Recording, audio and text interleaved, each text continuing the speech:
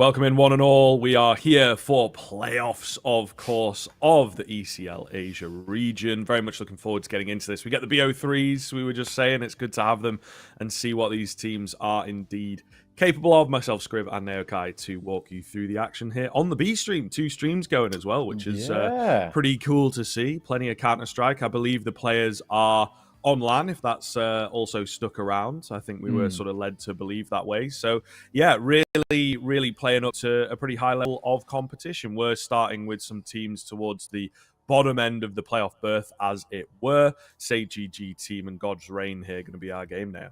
Yeah, just to update, they're not on LAN yet. It's top 4 teams going towards the LAN. Okay. So it's online stage now, and then top 4 from this online stage of playoffs do head towards the LAN environment. So this is the early stages where going to be kickstarting things in the lower bracket round one. These are teams who just squeaked in towards the playoffs, but on kind of probably the favorites coming in towards the LAN environment is probably the way I'd put it. But yeah, these are teams who just about made it in, but there's no room for error off the rip. They lose, they're out. It's as simple as that. Unlike in the upper bracket where you got teams like Huns, Bromo, IHC, Atox, Linvision, and Tai Lu, all in the uppers, all have a chance, of course, of making it towards that next stage. And of course, you know, for Tai Lu and Linvision, am I right in saying they get just one win and they actually guarantee themselves already towards that LAN stage? So for them, very close to those LAN finals. I'm gonna have to see, of course, who will be joining them. It's not the end of the world, potentially, to see who will be alongside them. You know, there's a world in which one of our lower bracket teams can make that run, but it would actually require something quite monumental. I think they've got to do like 3 best of 3s in a row with no losses at all. So it's a big ask. I think we might have the bracket for you as well, so we can kind of show you sort of what we're briefly sort of discussing here. But this is sort of how things all work out. We're starting lower bracket round 1 with that SGGT team versus God's Reign game. They've got to go multiple games in a row to then potentially be in for the chance of qualifying towards LAN finals. Yeah, man, it's going to be a tough run for sure. And I think one of the things we were talking about with this as well is that we do have God's Reign here who just sort of squeaked through. It's actually pretty close there between them, Nomads, and QB Sports, right? Only 1 or 2 wins in it. And ultimately, these guys just got in that final week. They had a pretty good run in the final week, maybe a game or 2 in hand as well. From what I can see, they played 3 games, which, you know, usually it would just be a couple games that you play, and they managed to, you know, pick up like 3 out of 4 of their maps. So pretty clean stuff, I think, from them in the end that allows them to get through here into the playoff berth. Meanwhile, on the SGGT team, one of these Eastern Russian teams that we do see in the Asia Pacific region, some teams can be a bit tough for them. I think this would be an interesting one, you know, obviously playing off against the Indian squad here. Really could be tough to find a server, let's just say that, but ultimately should be a very good game between them. And SGG, relatively clean, mediocre, you might say, kind of season from them. Nothing too flashy, but also picking up wins where they were expected, losing out to some of the stronger teams like a Tai Lu and a Linvision and whatnot. It is sort of the top end that gets a bit more interesting. You know, you've got the likes of Bromo, you've got the likes of maybe the Huns as well, that I don't think people expected to go as high up the leaderboard as they did. So yeah, going to be a fun playoff bracket here, I think, for these teams. And yeah, we'll see what happens now that it's not just sort of flying around playing the BO1s. You know, teams like Tai Lu that are 25-5, Linvision with a 21-9 season as well. They're probably able to direct the Veto pretty well in those BO1s, and they have a wider map pool, as it were, and a much more consistent 1 or 2 maps that they're absolutely going to win on every time. Now that it's the BO3s, now that they have a track record of like, okay, these guys are really good on a select few maps, let's maybe try and ban that away. It might be a bit harder for them to hold on. But as you saw, as we've noted, they also have a couple of skips, right? They only need 1 or 2 BO3s to get through to those LAN finals. Yeah, and just to mention as well, over on that A stream, they're going to be here having the Huns versus Bromos. That was actually a pretty spicy game as well. It's a bit of a kind of, not so much a derby, but these two sides have played quite a few times, actually. They always seem to face off against each other in qualifiers. So, especially the online quals for example, like ESL or IEM events on land, they always seem to come up against each other. very, very commonly. So that'll be quite an interesting one to see how they pan out. Caught a couple of them in the past as well. Miami Rage, Spine, they all played on previous rosters beforehand. So that'll be a cool game to keep an eye out for. But of course, over here, like you mentioned, I am really keeping an eye out for what the ping is going to be like. I might have to check into that just because, it's got quite a fair distance between we shall see. But let's check out into the rosters, of course, of both of our teams from SGGT team and God's Reign. There will be some names you'll know here, primarily over towards God's Reign. Of course, these guys have had quite a few LAN events, especially with the Sky Esports kind of events that have been coming through. They've had opportunities to play on LAN. So especially for the likes of Finn Revan, for example, those two have kind of made a name for themselves. SGGT, I've got to say, I don't know really anything about these guys. Yeah, kind of the same, to be honest. They, as happens with these teams often in Eastern Russia that can't really play in the general European tournaments, again, because of ping issues. There are a few names here that go unnoticed, I suppose. I think Lame has a little bit of history to him as a player, still a relatively young guy, but been playing out in this kind of region for a while. He was on GR Gaming towards the tail end of last year for a spell, and I think has come and gone in that team and just sort of floated around, playing in a few rosters here or there, but it's a bit of a different existence as a player ultimately.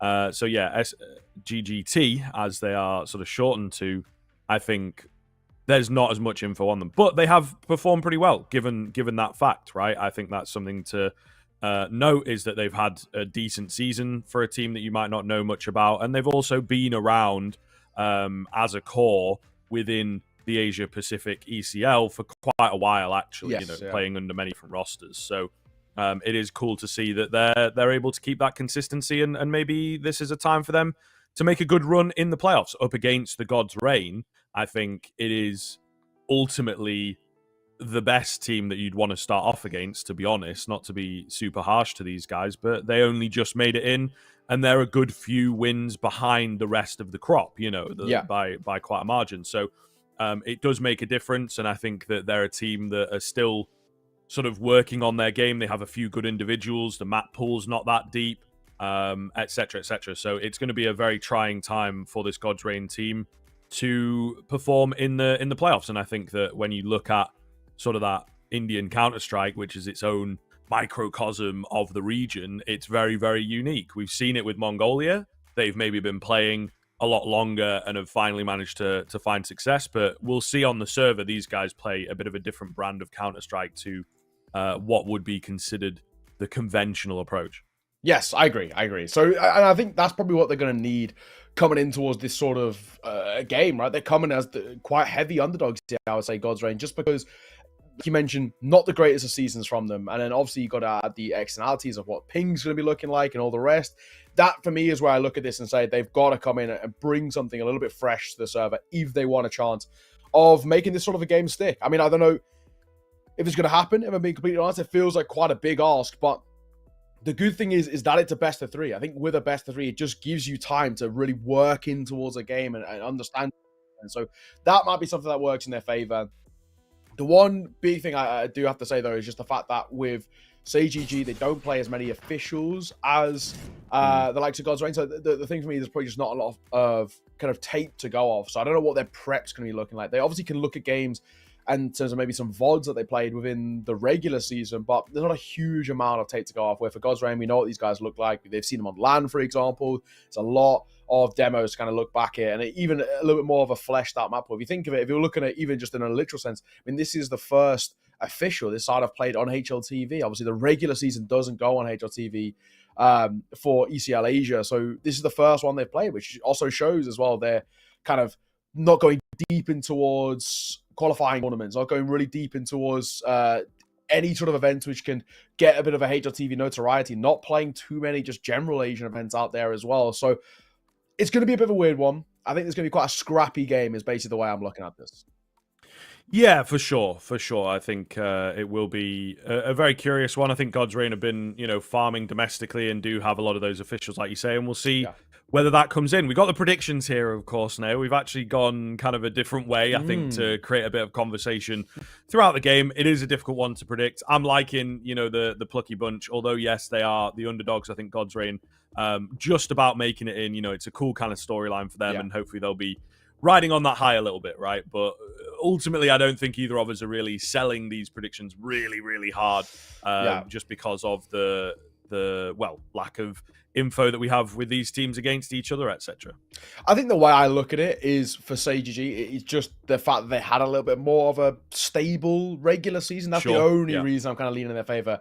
We didn't even get to cast them in the regular season. I haven't seen them, so I'm just kind of going off a bit of a hunch more than anything, but we'll see. I have caught God's Reign on the flip side of when they've done quite poorly at events, and they do have, I think, relevant holes in their game plan. But there's one thing they don't, in terms of the hole in their game plan, are kind of Kadir player to watch as well. There's a couple we could have gone for as well in this instinct. And we went both over towards God's Reign of kind of where we will go. But Finn is the one we're going to keep an eye out for. He's had some really decent stints on this side, and he is one of the highest rated players on this team as well. The other one was Revin, was definitely something we could have kept an eye out for. But Finn, I think, I've cast this team, I think, twice, and both times he's really stepped up. Yeah, I mean, again, they've got some very good individuals. They have been playing very, very well in these Dust 2 India tournaments, for sure. They've been doing really well there. They've gotten a bit unlucky, I think, with their qualifiers, ultimately, is where it's at, that potentially they're just not quite able to get the leg up. They missed out on the Sky Esports, the sort of local tournament. They missed out on the Asia RMR. Both of those by like one spot, so it's very unfortunate. And I think hopefully they're learning from those experiences. Would be good to see. So yeah, we'll gather it from God's Reign as the sort of series goes on.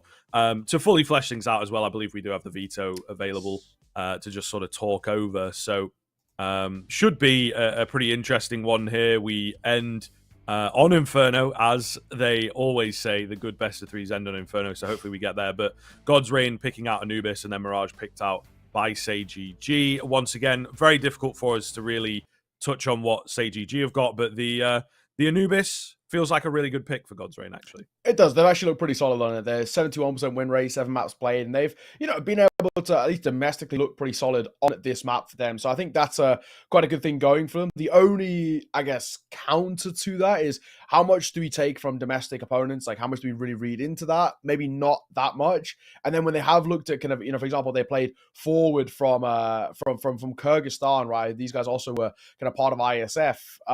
That's the only real win against kind of an international side. Or the other one being Alter Ego, of course, decided they have made it to the RMR, and they got beat 13-1. So there's the 2 times that they play kind of international teams, not kind of in their domestic league.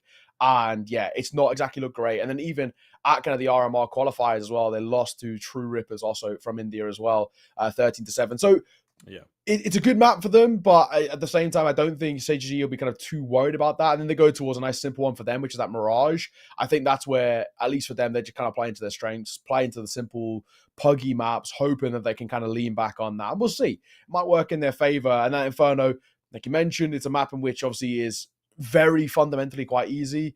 God's Reign played it once. They beat True Rippers on it, so they've at least got that under their belt. But the big thing is both of these sides don't have a huge amount of kind of international games under their belt. They don't play a lot of Counter-Strike on this kind of this top level. So this is going to be what we expect to be quite a puggy, quite a scrappy sort of affair.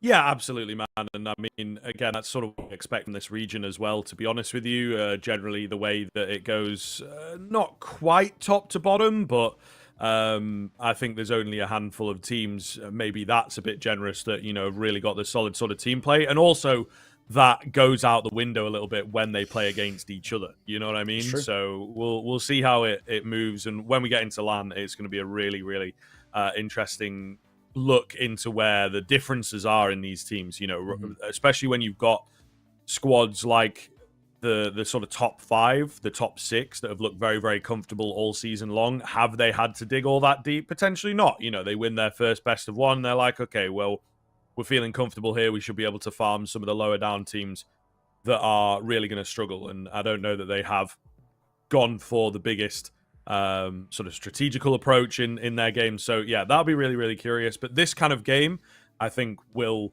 lean into that individual kind of play style. And ultimately, I do feel that there is great potential for a couple of these players to really take over. So very, very curious to see how things are going to go down. God's Reign, I'm behind him. You know, you're on say GG, so it's gonna be curious. It's gonna be very, very curious here to see how things pan out. But we are ready for Anubis. Yeah, I'm looking forward to this as well as we're heading towards map number 1 to see what we've got cooking here. God's Reign taking on SGGT. This is lower bracket, so there is no room for error.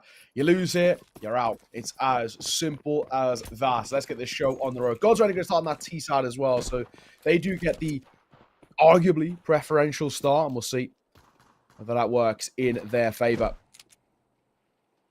Oh, slow start though. First fight in towards E-Box has got to be pretty important. Doesn't go the way of SGGT. Oh, Defen. Yeah, not much he can really do inside the site, unfortunately. None of the support working out here for SGGT, so it has been an absolute obliteration of this B-bomb site. Not a single kill comes in. It will be 3. And it's very, very clean in the end from God's Reign. Really impressive stuff, and nothing too deep to it, ultimately. Fired up, looking incredible there. And, yeah, SGGT just unable to match. Yeah, worrying as well how easy it was just to kind of push away that CT side and not really have to contend too much for the site itself. So, not exactly the early signs that we wanted to see from the CT side. And see whether things change for the better or for the worse. But ultimately, that was not exactly what we wanted to see. Singy, up close. The Eagle spotted one. No, he's, yeah, looking in towards the wall and he'll die. That might have been a bit of a ping issue there, if I'm being honest. It is potential. We have spoke about this maybe being an issue. Might try and grab some info on that for you guys if we can. I don't rightly know what the server infrastructure is like out that side of the world. You know, what, like, city or country they'll be looking to get a server in. Who knows? Maybe we do some kind of 50-50 type thing where it's like, you get a good server on your map, we get a good server on our map. Yeah. How about that? That generally might be it. I've seen that happen before, so honestly, don't get that. That might actually be the vibe behind it. Mac 10 going to come in and clean up a couple at the end, and well, it's just a couple of upgraded pistols. So this is a round that really never got going. Didn't maybe expect it to get going, but it was a force buy coming through from SGGT that did absolutely nothing ultimately. So in itself, it's going to put them on the back foot to start off this map quite significantly, for being honest. Yeah, this is looking very, very good for God's Reign. Straight out of the gate, super confident, super quick. Everything that we expected from them is just working right now. So, very impressive, and yeah, it may well be set to continue. This is going to be a massive springboard on that T side. Okay, well, this round, unfortunately, more of the same, where there's not a lot in terms of our expectations coming through. But I guess that is another notch on the force buy spreadsheet. Yep. That is now for Asia. 5 successful, 15 failed. Not the greatest of numbers there, that's for sure. Pop shots in towards mid. Not doing all too much. One back donut. Revan going to find the first. And yeah, lovely nade there from Bavi. Yeah, big touchdown. Good to see. And I think if they can, again, continue to keep these rounds clean, would be fantastic for them. Finn with a nice peek. Bomb going down on A. So round definitely going to be over. But as I say, it's all about keeping things deathless for God's Reign. And I think that should be the case. We've got the Deagles hanging on. They're looking to be flanked out eventually. The fights will come their way. There's a good sort of spot here for Defen, but as I say, Husky got no idea at all. I like Defen's position here, and there you go. There's the one head taken down. There is no one around to get that rifle, so that's your damage done. Oh, doing their best. Doing their best. And they will actually get it. So there you are. Fair enough. Fair enough. They work it out, and they retrieve that rifle. It's an upgrade off the Mac 10 for Finn. Not a bad result in the end, I suppose. Okay, well, this is the round for me that really has to go quite positively, I think, over to the SGGT side. I mean, with how things have been going so far, not looking all that competitive in the grand scheme. 3-0. Rifles back out. It's a bonus buy for God's Reign, and one that you'd sort of expect to be put to the wayside quite easily by SGGT, but we've seen them struggle for the most part when it comes to just raw Angels. Lame. Right idea. Shadow spotted. There's the first. Looks for the second, and then changes to his pistol, and that'll cost his life. And then same with Sanj as well. He'll just drop out. So both of them probably could have doubled down, but they just get one, and they change. They quick switch, and it cost them their lives. Yeah, that's a little awkward. Maybe some nerves coming into play. I think, honestly, it's a great setup. Like, with the shadows and everything, it's just so nice. So I think you really have to just commit to it. And they might have come away with a solid 2 or 3. Not the case. Now they're mounting the retake. Not the best start, but Defen will trade out 1. In comes the flank as well. And Husky catches them reloading, catches them unaware. So they have managed to nick it off the back of the flank that just was not being contended for at all. Despite a dodgy start for SGGT, they will get it over the line. Yeah, it could be said, nice recovery, I think is the way to go about it. But honestly, you know, 3 kills in a bomb plant and a bonus fire like that, I don't think God's Reign are too upset about how that round sort of gone. I think they'll take it. It's one in which they're not even expected to win, so that they even get close is...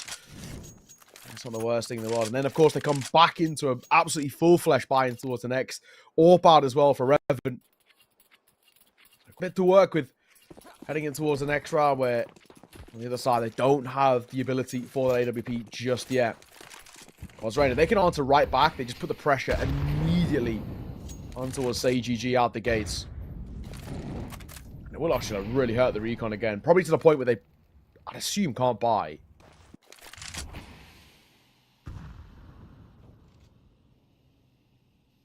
A little dodgy here. A little bit dodgy. Really important round in the early proceedings. Edge of the smoke business for Haskia. It's a risky position, if I'm being honest. He will drop away as that smoke starts to go down. The AWP goes searching and finds success. Big kill here for God's Reign. They've gotta find that pressure towards middle now off the back of the kill. You do have Lame here holding it down, so if they're going for it, they've got to go properly. They're only sending the 1 man in. Barbie has timed it ever so slightly. Not sure if Lame maybe caught him on the minimap, maybe saw a shadow. He does seem prepared for an attack to come his way, but there's not much that he's going to be able to do with this smoke in the way now. A bit of a top position. R2v2 will get caught as well. Sanj goes down, and Finn are fired up. They'll combine quite well. 2 versus 4. SGGT, they might actually just save it. I don't think it's the worst thing in the world. That bomb goes down. There's just no way we're giving this a look in. For a moment, it felt like there was a chance there for the CT side if they just got their fights right, but they don't. They falter. They fall flat, and that'll be God's Reign answering back. And like we said, by answering back like that, it does put a bit of pressure on the shoulders. I mean, with 2 save, they might squeeze out some level of a buy around it, but either way, not a good position. If Defen was to fall here, for example, on this fight, it would change things. It's labored, but Defen wins it out.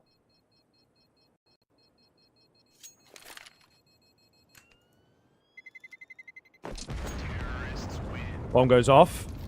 We will have the saves come through, and I think pretty important for SGGT. You touched on the econ of the game in general, but yeah, theirs was not in a good spot. Those saving guns make all the difference now, so that they can mount another buy. But God's Reign being right back on the board on the T side, you know, is a really, really good sign for them. Yeah, that they do have a solid game behind them, and maybe getting a little unlucky off the back of the flank in that lost round. So, yeah, this should be very, very important once again for SGGT to just stay on them and hopefully get another round.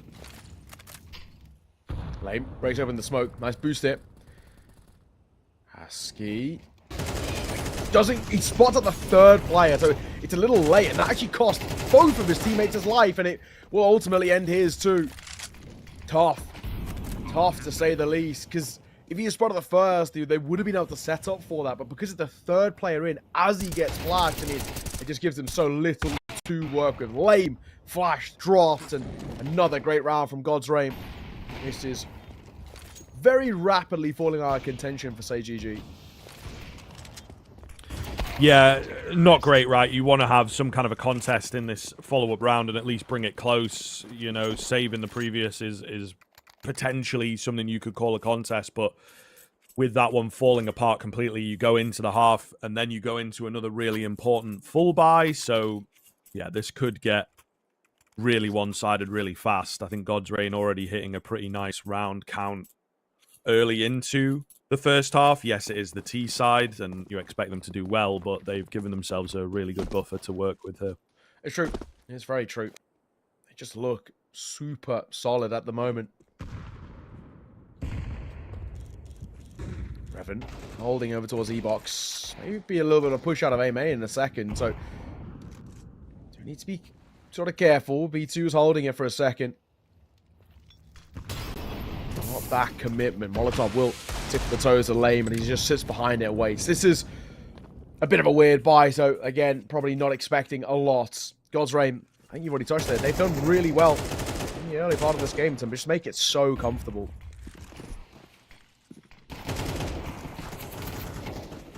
Haskia still around with this 5-7, could do some decent damage. Molotov comes his way. He doesn't quite push him out. Oh my goodness, he's in between two fires here.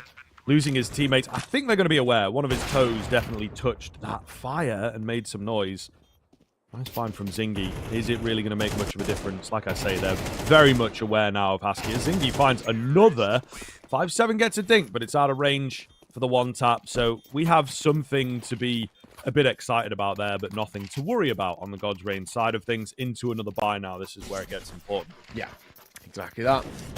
This one has to go well. If it doesn't, once again, we reiterate the points of how things have been very unfortunate and uncomfortable in the grand scheme for this AGG side. I mean, if God's Reign get, I think 7 would be good, like as a general rule of thumb. T-side map, getting a bit of a benefit on the T-side, but if they push further, if God's Reign get anywhere 8 or more, I mean, already at that point, we're getting to an incredibly worrying position. So we'll see. Nice opening shot there as well. Just above that smoke. Revan's been looking really good on this AWP, man. You know, searching frags, these openers, very brave to go for them, and not much support, just abusing those common angles, really. So SGGT, maybe something for them to consider is that they just have to be careful with their shoulder peaks, with their posting up, as it were. I think we'd still argue, in a sense, it is a form of peeking. So hide away from the AWP. They're looking to regain mid-control here. Very over-aggressive rotation. It would be the wrong guess as well.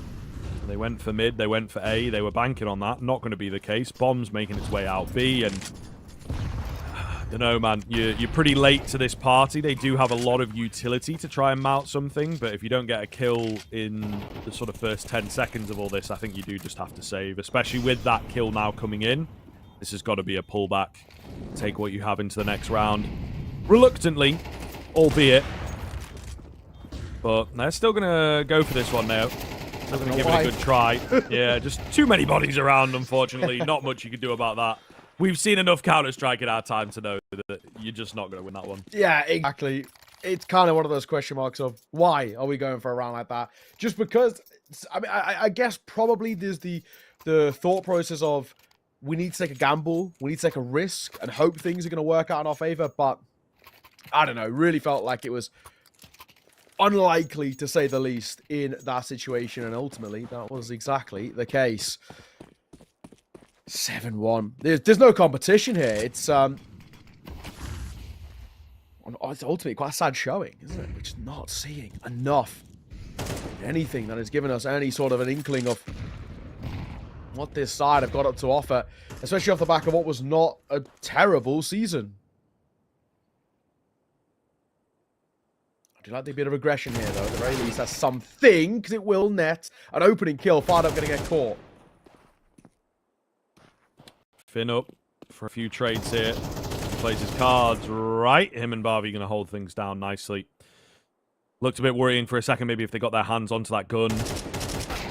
Could have been dangerous. Ooh, not going to be the case. We are having a few nice shots out in places from the SGGT players, but just unable to really put up the wall that we need to see from this CT side. And it is also curious, you know, you talk about the season. I also look into the decision here that they started off on the CT side, which is a bit more conventional. Maybe could have done them some good to get on the T side, though. I think it's maybe a weird argument, clutching at straws, just because they are really down on the rounds here. But starting off a series where you can direct the game and just sort of take the fights against a team that you're not too familiar with, it can be a nice feeling, and particularly on a map that favors that T side. But not the case, and now they might have, unfortunately, an insurmountable task going into the second half. It's true. This is really difficult. I wouldn't mind seeing a pause as well, just for SGGT, just to take a bit of a breather. It just feels like they're relentlessly running into every single round and then sort of dying and then just be like, all right, cool, let's just do it again. Like, there's no change up. We're not seeing them really try and make their opponent uncomfortable. They're just going for the same old, and hoping things will change. And it's, you know, in a sort of negative way, relentlessly poor. I mean, where we've been, God's Reign, they're sort of doing everything right. You can't ask anything else of them. Oh. Yeah, catching the aggression. And they seem to have a solid read on the game as well as hitting the shots. Widespread default, watching for aggression. They're ready for any kind of moves that SGGT are bringing. That's a bit of a nice one, though. Flash comes in. Lame finds success, and he goes untraded. It has been a quiet game out from a lot of these individuals, so it's always good to see them finding a kill and able to keep themselves alive. It's just a question of whether God's Reign can now work in the 4v4. Yeah, big one. Like, gotta go back over towards that slightly strong angle and towards the side, but it very commonly gets smoked out. So it's not really about sort of that angle itself. It's about how you adjust to the angle once it gets nullified. Defen. Back Platz. Not spotted anything just yet. A timing play. Molotov will come over. He'll drop a nade as well, but what he wanted towards the pillar, and that'll cost him his life. In towards E-Box. The jump pot does actually cost Fired Up, but Finn's there for the trade. The answer back from Lame. Oh, and the timing on the peak was brilliant. Revan was posted, pulls out a bit of U-turn, and that's when the swing comes through. Chaotic. Definitely chaotic for SGGT, but it is no matter. They just need that round. They just need to get them over the line. They've done very, very well there, to be fair. After an unsuccessful start, it's recovered back by a middle and some individual heroics. A good angle here. You know, there was a smoke available. They opted to use it towards Temple instead. So, indeed, a 50-50 decision goes their way, but they have capitalized very, very well. It's all about now this recovery, and it still is arguably recoverable, as 4 rounds on the CT side is not the worst in the world. Lame trying to get active here. Not going to happen for him. Just eventually caught out in the open after a couple missed shots. Maybe needed to bounce back. Molotov doesn't quite land through the doors. We've all been there. But an opener for God's Reign is a great start. Zingy holding, and he might be testing in a second as well.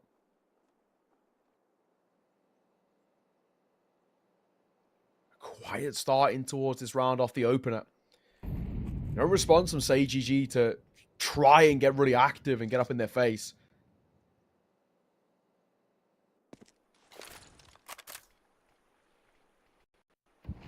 Yeah, still very quiet. They're called for a freeze, and they're not done anything for the last 20, 30 seconds, just waiting.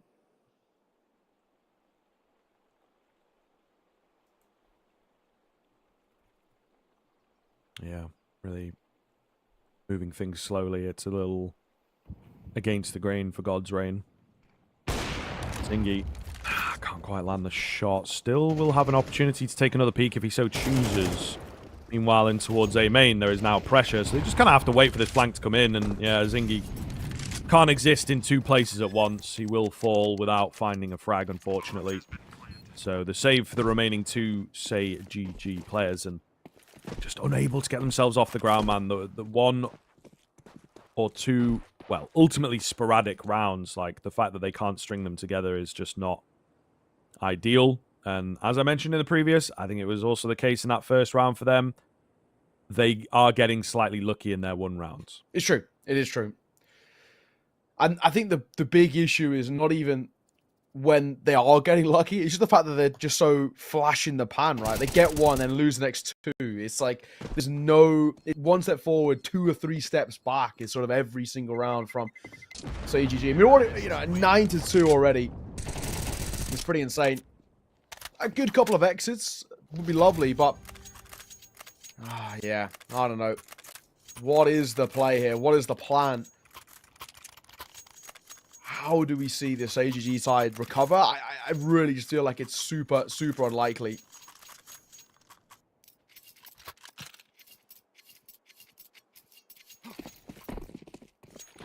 Yeah, I think it's looking tough. It is looking very, very tough. I always err on the side of caution in these games, in this region, just because a crazy comeback certainly could happen, but it does feel like SGGT are a little out of sorts. Zingy with one of the plays of all time, just kind of flying in and gets taken down early. There's some good damage traded back here, but they have not been able to find that return kill. God's Reign sit with the advantage and should be able to roll into the latter stages of this round. Finn in a really good spot here as well, and it just gets better and better as the numbers keep up. Askia has been maybe the only individual to match up on a semi-consistent basis. Revan bails his teammate out there, and it is all down to Askia. Keeps the kills coming, but they're just going to avoid him, go and plant on the other side of the map, and ultimately force him into the unfavorable 1v3. But it's not impossible now. He could do this. It's true. He's got a belt of Uthal around him. Molly flash nade, but he's just being held. I don't think he even clears the first. It's such an off angle this late, and it will be 10-2 at the half. It's nice and simple from God's Reign. We'll see if they can continue it, but it'll have to be, of course, after the break.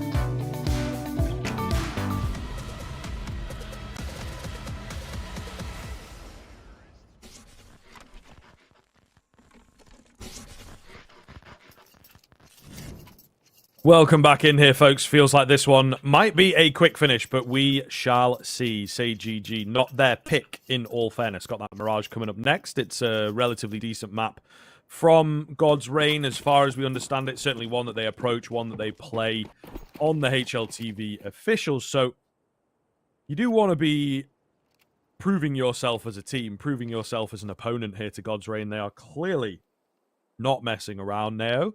The BO1s maybe a bit tougher for them, but as the BO3s have come out, they have control of the Veto. Fired up, unable to find that first. It was an A stack out here from God's Reign as well, so there's no one around to stop that bomb going down. Only 4 of them remain for the retake. Def in that first line of defense here, ready for multiple targets to come his way, but the Julies worming their way in is what they are after. Finn wins his fight on the backside as well, locates another. So it's a 3v3 with some good information here. Unfortunately, they can't play around the post plants. And with the combined HP of 25, you surely just have to back away. It's reluctant for sure, but you need to save. There's nothing that can be done. Take some armor into the next round for Finn, I suppose. And Barbie covers his escape, in theory. Looks good here. Say GG will manage to get that pistol and buy themselves a lifeline. Finn. Consolations. Oh, it gets pretty close to the second there. But yeah, good round. I mean, super needed round from Say GG, if I'm being completely honest. Just because this is a side who offered up basically nothing in that first half. I mean, it was such a poor performance from them that it actually needs to be a complete turnaround. So that's a lot better. A quick play, you know, right in towards the engagements, and they just set the tone probably in towards this half in the best possible way they can. But the big thing is, Griff, that this needs to be now consistent. Yeah, absolutely right, and that's something that massively escaped them in the first half. A 1-for-1 trade in towards mid. R2's got a chance here, and he will indeed take it. That's an AK retrieve. So a dangerous look, a very dangerous look indeed. A lot of information for God's Reign as they have pushed forwards. 5-7 doesn't quite find success. Bomb is bailing. P9 does win its fight, and surely he's got to hear the footsteps soon. He's forced into the fight, unfortunately will go down. It's a crazy kind of round, but I think that's what God's Reign wanted, and you have to bear in mind massive amounts of damage done with these kills, of course. Bomb going to go down. B2's moving in through dark, and he is unfortunately smoked off. There was a kit available. He's not taking that route to pick the kit up. He's just going to try and make the cheekiest play possible straight through that smoke. Don't expect him this soon, but he's got 2 to find in a B main. Not going to be easy. First comes, second, he just cannot lock down. Defen's done well to keep it afloat for Say GG. Would have been a real kick in the teeth if they lost that. Yeah, that would have been a really awkward one. But not a bad effort on the other side, it has to be said. But once again, you know, a smile on my face with a failed force buy. So we love to see it. That's now up to 16. But, it's got to be said, that one was very, very close. Very nearly. I takes the fight so well. And in the end, well, it will be 10-4. No buy here for God's Reign. Say GG should find the 5th without breaking too much of a sweat. So we're talking about the in-routes to how they're going to make this game possibility. It's going to take a lot. It's really going to require something quite special, but so far, this is all we can ask of them. Find a little bit of consistency, start opening up in towards this game a little bit, and get your individuals online too.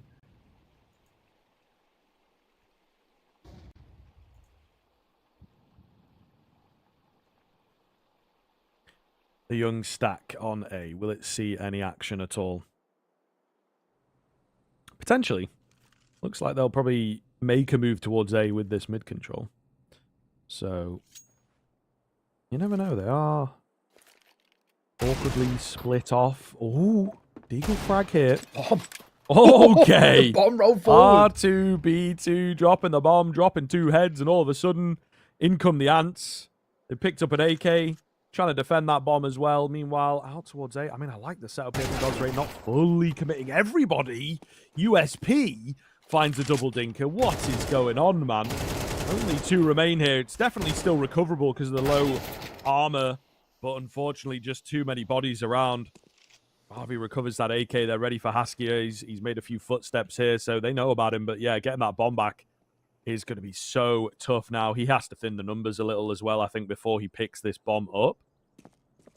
He will get it. He's going to pick up the pace. He's not ready for this angle. And my goodness, what a round coming in from R2B2.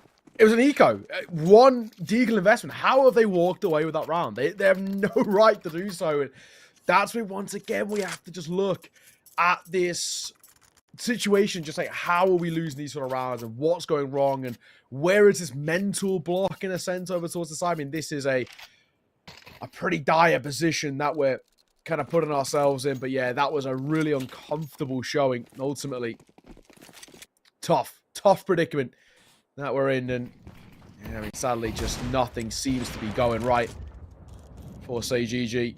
Looks like it might be a pop, relatively quicker pop over towards A, but they met with a Molotov. Flash does miss, so B2, he just goes against it and says, yeah, for now, no. I'll follow white. B2 holding behind the site. This is a dangerous kind of spot for him. The flashes are good, though. I'm not quite sure where they've come from, but they have indeed helped him out to find a couple there. In comes the rest of the team to hopefully recover things up. They nearly get to double from behind there, by the way. So much damage done, but could not quite find the frags.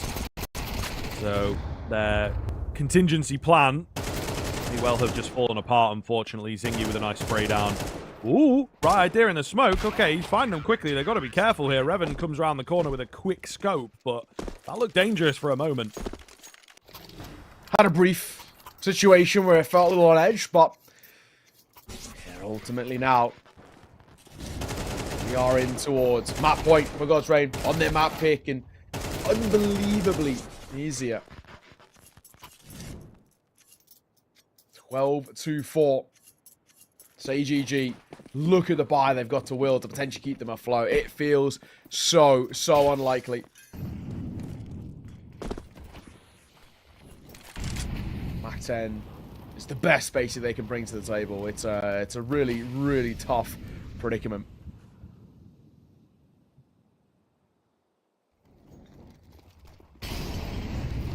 Fired up. Good position to be in here. It's a very solid setup. Finn can't quite help out, and that has let him down ever so slightly. Revan tries for one of his classic quick scopes. Doesn't work this time around, so SGGT have forced the issue on B and might just get away with it. Yeah, we're potentially just dropping back at this point. It's a save angle, so it will be a 5th round. It will be an extension of the game. Setup looked good, but I think Finn just really missed his shots, and yeah, that allowed them to overwhelm the bomb site. Yeah, quicker play. I think that's probably the best way to go about it when you've got that sort of a buy. Just go for a quick run and hope you can overwhelm. And they do a very good job of that. Orb collected. AK-M4 and B2 will get cleared. Like you said, extension of the game, but a buy back in for God's Reign. So I guess not the end of the world for them. 12-5. SGGT, unfortunately, I've offered up so little. I do wonder, maybe it's something we can find out in between the maps as well, about sort of what the ping is actually looking like. Because very commonly when you have a series like this where there's quite, a difference in terms of that. Oh, just been told everybody's on 70. So actually not as bad as I thought. I've casted a couple of teams before where it's, for example, one team is on, they're quite far away from each other, and the way they agree is on your map pick you have the better ping, and then on their map pick you have the worst ping. So I wasn't sure it was one of those, but yeah, everybody on about 70 space in the middle. Yeah, they found somewhere server that neatly is directly in between the both of them. So that's actually it's pretty good. So is it just fair? I mean, God's Reign, they're just winning them out these fights. I mean, it did look at times where SGGT looked like the ping was a little high, but maybe they're just bad. I mean, fair enough, mate. Fair enough. I had a bit of a line cooking as well. I was like, one man in the middle of Siberia has just booted up the oldest server, slap bang in the middle. Not been called upon for a long time. But yeah, maybe they are indeed bad at Anubis. Let's give them that at the very least. Yeah. I suppose. hopefully some improvements into the next map. And, you know, once it's flipped over to the T side, there's a little more get up and go from the team. And they are finding some more favorable fights, I think. Husky is doing a lot of the work here. Zingy's stepped up into the T side as well. And obviously they have managed to take this round off the back of the aforementioned individuals. So keeping the dream alive for sure. God's Reign struggling on the CT side. They just have so much room to work with. And then, of course, winning an absolutely ridiculous eco round certainly helps your case. They're doing a really good job, I think, of just making sure that this game and the conversation around it is not done just yet. Very, very solid work coming through. At least with 3 save, though, God's Reign, similar thing. They just buy right back in as long as 3 just stay alive, and they do. So it's fine. It's a really uncomfortable spot, I think, for God's Reign, just because they had so much ease all the way throughout this game. And now for the first time, they've had to actually kind of pump the brakes a tad. So we will actually get an attack pause out from them. And even right in saying, I think this is the first attack pause the entire game, because SGGT just didn't bother calling one at all. Yeah, I mean, it's true. It is true. It does feel as well that God's Reign are not coming to sort of mess around. They've put a lot of work in. That T side did look good. They had really, really solid sort of bounce back rounds, some great reads, some great just set ideas for like, okay, we've lost a round, our general game plan isn't working, we've got to change things up. So that is again something that can be missing from some of the teams in the region from time to time. So it's great to see a tactical approach. It's great to see some full respect here as well. It's 12-6. There are a lot of teams in EU Tier 2 that wouldn't call a timeout at this kind of scoreline. So true. Really, really well done from them to gather their bearings and hopefully close the game out sooner rather than later. Zingy, boosted. Molotov come down, so that'll force Bavy away. Bavy, I would say, he stuck around maybe a little bit too long there. He's down to 13. Sanj, he's trying to get some space. I mean, he will get E-Box control because God's Reign are just opting against fighting for it.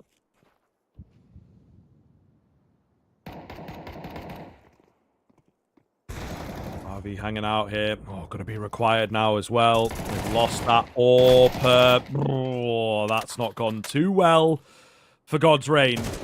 Lame's just eliminated them all by himself, pretty much. He did have support for sure, but yeah, really, really great setup. They now know where the final 2 players are hanging out. Maybe if Fired Up wins this fight, we might be on something, but he doesn't. The AWP takes out Finn.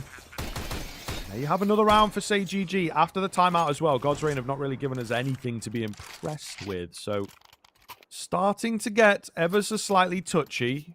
I think still a couple more rifle rounds required before we really worry, but SGGT are stepping their game up pretty significantly.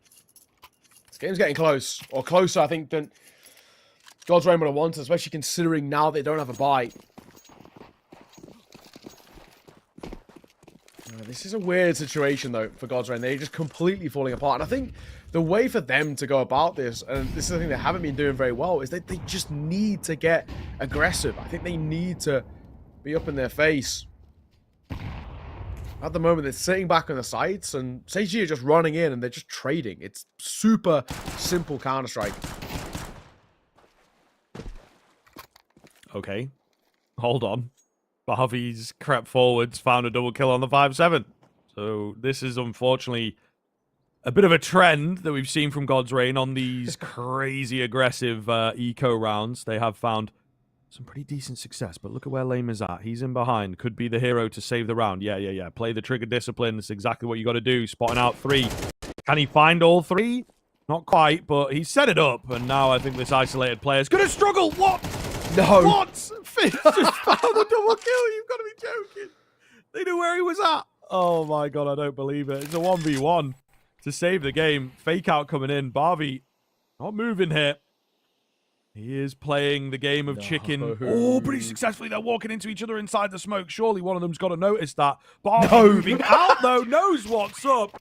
And he will take it. Oh, my goodness. The 5-7. An absolute menace. There's no way Finn gets that double kill, man. That's so insane, bro. They know where he is. I don't believe it. Surely one guy, it. you just got to pre-fire. You just got to swing in there, get it pre-fired, he's gone. But oh man, crazy. I can't believe it. They must know have thought where it was he at, like is. the other pillar. No, honestly, I just think they just didn't, effectively clear that part of the map. I mean, man, that's a really bad way to lose a map. And how many? Well, a third eco, whatever they lost to in this game. I mean, really worrying. But they knew he was there. He was spotted out, and they just do such a bad job of clearing him. I don't know. I think ultimately that round just sums up that map from SGGT. So many errors, so many issues that kind of came to fruition, and just a really poor Anubis ultimately. For them, not one they're going to want to look back on. And, well, God's Reign found themselves one map away from, well, moving forward. Yeah, man, and I mean, this is what games can come down to. If they can win the sort of cheesier, unlikely rounds, I think that they have a better chance in the game. We saw some nice moments from SGGT, some decent individuals in there. Haskier looking good, Zingy, as we said, picked it up into the second half, but ultimately there wasn't a load of support in that sense. They were maybe leaning on them a little too much to deliver and to snatch rounds away. So yeah, I think that that's quite a scary prospect moving forwards. But hopefully, their pick coming up next will be a different story. We do have the player to watch as well to check in with here, and I think rightfully so. It was a pretty nasty finish to the game from Finn, and he's looked good. He's looked very, very good there on that map. I think maybe those final couple kills edge him over. Revan, for me, it felt like potentially had a bit more impact. Just because obviously on that AWP and finding a lot of the openers on their T side, which dictated pretty much the entire game, right? It was all a game of recovery after that T side. So it's difficult to say, but maybe in terms of numbers, I think it looks like Finn might just have edged him out. Yeah, he had a really good game. 92 ADR is nothing to turn your nose up at. I mean, really solid performance ultimately from him. Finn always kind of consistent throughout that game. He had his moments, he stepped up, and he was clutch, I think, is another big thing. So having a play like that is always good to sort of look back on. I mean, we have to now look and see whether they can do it towards their opponent's map pick. But I think the big thing for me is that all the fundamentals that they did right in towards Anubis sort of go hand in hand with Mirage. It's a puggy map in itself. God's Reign did play it quite loose, and it worked for them. They were more than happy to just get up in towards their face and fight. I think, bar those last few rounds on the CT side, it was a really solid performance. So going in towards Mirage, the expectation should be it goes God's Reign's way, but we'll have to wait and see. Either way, we're going to go towards a break, and, well, we'll see you after it.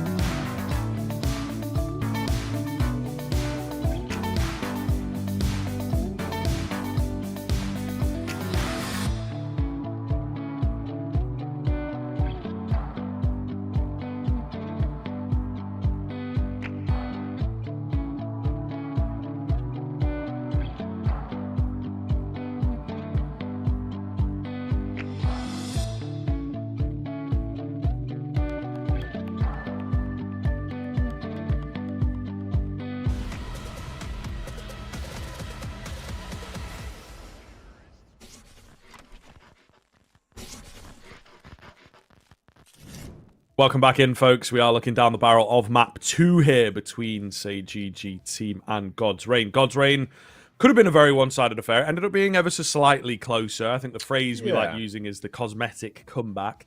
They did have some absolutely wild rounds won on that CT side. When it came down to the gun rounds, I think they actually looked weak, to be honest. But SGG didn't help themselves. They lost out to a full eco, and then they lost out to a half buy right at the end, and a crazy sort of two-piece from Finn as well in the 2 versus 3 it would have been to make it a 1v1. Just insane. Really, really insane stuff. So I think SGG will be disappointed, to say the least, that they couldn't extend that game even further. We do now have, of course, their pick of Mirage. Hopefully they can get the fresh slate going here, but I do not envy them. I think it'll be a tough mental position to bounce back from. Yeah, there was some bad rounds in there from SGG, and I think ultimately there was just not enough rounds. I just don't think they offered up a hell of a lot where we can look back and say that was good, or this is how they found, or this is how they're going to find success in towards Mirage. There's so little from us where we can say, you know, this in particular was a really, really solid thing from them. So that's how they're going to make Mirage work in their favor. Mechanics, it didn't look as crisp. The game plan didn't really seem to have a clue. And the worrying thing is on a map like Mirage, it just feels like it plays out quite fundamentally quite similar. It's quite puggy. It's very much based off the mechanics. There's nothing new on Mirage these days, right? So it does come down to who could just hit their shots. And the big issue is that we just didn't see that happen. You know, they had only one player, Husky. He's the only one who went positive, right? I mean, even that is pretty worrying, especially when you got, you know, players going 6 and 17, 7 and 13. Like, it's not good numbers coming through for this side. So it's a worrying showing. I think Godsrain did really, really well. They made that look, for the most part, quite comfortable. The only thing I probably want to see out from Godsrain, especially because this is their opponent's map pick, we expect them to start on CT side. When they go on towards that CT side, I just need to see them be a little bit more active. The rounds they were losing, especially in that quote-unquote cosmetic comeback, they were just sitting on the sites. It's the worst way to play CT. Back in Go, that would work for you. It's not how you play CT on CS2. You have to be active. Holding angles is not that strong anymore. We know the Pika's advantage is pretty big. You have to try and be nice and proactive and get into kind of behind them, get some information, just understand what they're doing. Because if you just sit on the site, you're going to be overwhelmed. You're going to lose out to just trades. As simple as that. When you've got 2 of you anchoring a site, 2v5, it's only ever going to go one way. So that's the only thing for me for Godsrain. They play it. It's actually quite an old school way of looking at the game. I need to see them get active. However, they did call a pause, and then they did change it up a little bit off the back of it. So at least I think they started to realize where they were going wrong. When they just shell up onto a site, it's never going to work. You actually give opportunities for SGGT because they just get the whole map under their control. That's the only thing on Mirage. They have to fight for mid. They have to fight for short control, playing towards connector, presence over towards ramp, maybe a little bit towards B apartments as well. You can't just sit back and wait for them to come to you because it's never going to go well. Yeah, I mean, hopefully that's something that they will realize as well here. They obviously took that very early timeout, didn't win the follow-up round, but it seems like Godsrain are trying to improve on the fly, trying to bring some creativity to these rounds. It's just kind of about putting it into action for them. And I think, as we sort of touched on, individually, there's some great players on this team that we've just seen, but they maybe are still figuring out kind of the more conventional team play, what works for them on indeed a more international stage. I think it is safe to say, you know, this is one of the things with the Asia Pacific region, particularly in this season. We have a lot of different teams and styles and countries kind of coming together, that because it is such a vast area and such big countries, a lot of the time, unless you are a Linvision or a type, you know, these types of players, you are just playing against the same teams over and over within your own very, very, very specific part of the Counter-Strike scene. Yeah. So I think that, yes, you do have to do a bit of learning of how to play a much more solid game in general, right? Rather than just doing what works for you domestically. Sure. So I'll be curious here. Again, was a very, very tough finish for SGGT, and that can have pretty massive knock-on for next game. They are starting here as well. So we'll see if they can make this work. A lot of pressure towards A early on. Okay, up close, Revan. There's Julie's. It's sort of an angle. The flash goes a little too deep, or they just contact. I was going to say, should have the advantage, but both just caught pants around their ankles. That is a very quick start towards Mirage. They flood A, and that should be the round already. Looks likely. We'll see if the USPs can bring anything back. Rotating players, of course, going to be well known about now. Both of them tagged down ever so slightly. Flanks coming in as well. Just need some crazy headshots. Doesn't happen for Finn there. Barbie also only capable of 1. So the 4K in for lame is a great start and a brilliant move here. Brilliant bounce back, as we were talking about exactly what is required for SGGT and exactly how they start things. Yeah, exactly. That's all we can really ask of them. Aggressive in towards those fights. And, well, first on the board, there needs to be a really consistent start coming through. Godsrain, they did go for a force earlier. They've been pretty good when they have the low buys out. It does normally require something like a 5-7 or a deagle. This time, not to be. So this is a low buy. Not expecting a lot, and already Babby going to get caught. Yeah, looking good here. Should be able to clean up house. Do have to be a bit careful. Bombs dropped quite far away from the players at the moment. Fired up goes unchecked. Not long for this world, but any kill is going to be good here. Been caught from behind. It's a difficult spray down for Zingy, but he still wins out the fight. Just R2B2, our guy. Can't get anything done. He will go down. So rolling through the motions, but an early rifle round out. Godsrain maybe a little against the grain here, actually, because we saw a number of force buys. over on Anubis. They bring in a different kind of energy here. Yeah. I like the early gun round decision. I mean, I'm always going to be a fan of it, but I think specifically here, with getting absolutely nothing in the first round, there's just no real point for me. So let's see what they can do when the rifles coming towards play. They might be a little thin in terms of util, unless somebody dips in towards a FAMAS, for example. And there we go. We see exactly that. Bavi goes towards the FAMAS out of the smoke molly flash. Nice and simple. Bit of a play out in towards mid. I do like seeing God's Reign fight for this mid control. It's the one thing that worried me a little bit in towards Anubis. I touched it in the pre-map. SGGT do look pretty good though at the gates. Needs to be some nice, quick, aggressive rounds taken to start off their T side, and that's all you can ask of them. I still want to see God's Reign though. If they want to chance this, I feel like they've got to get bare minimum 5 on this CT.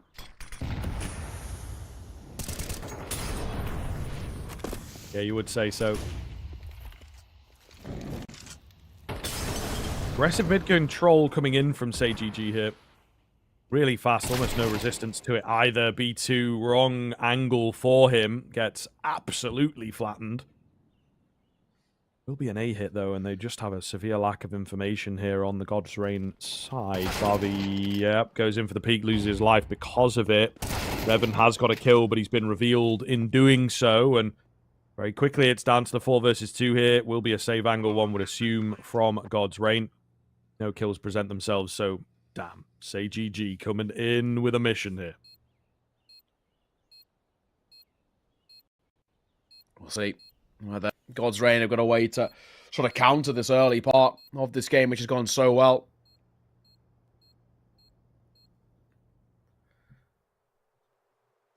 Awkward spot, though. I mean, the save should be successful. I say that just because there's a little bit of a move over. You can see Defin and Lame are in that direction. If they go quick now, they could have a little fight right at the end here.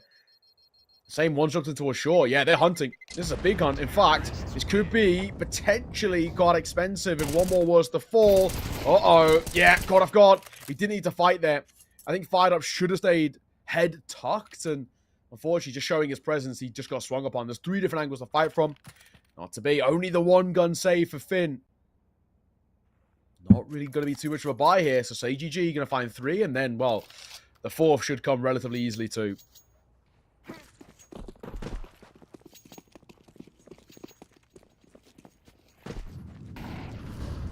All right, we'll see. Bomb once again dropped behind. Seems to be a bit of a common trend for SGGT. Might be an issue for them in future rounds.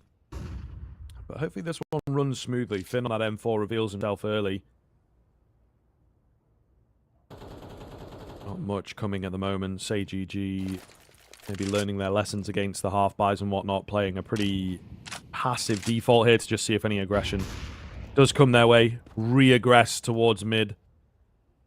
Attempting once again to take this all-important control, and once again, they should have it without resistance. In towards mid, Molly and smoking towards top of Con. And that'll give them the control. Nice and simply, R2D2. Close. Yeah, he gets caught. That was probably the only contingency plan. The 5.7s are relatively effective in the right hands, but this time not to be. Finn left all alone once again in a 1v4 turn. 1v3, not to be. 4-0. A completely different SGGT side in towards Mirage. Where was this on Anubis? Indeed. I mean, it is a very fair question. So it's tough to ultimately say.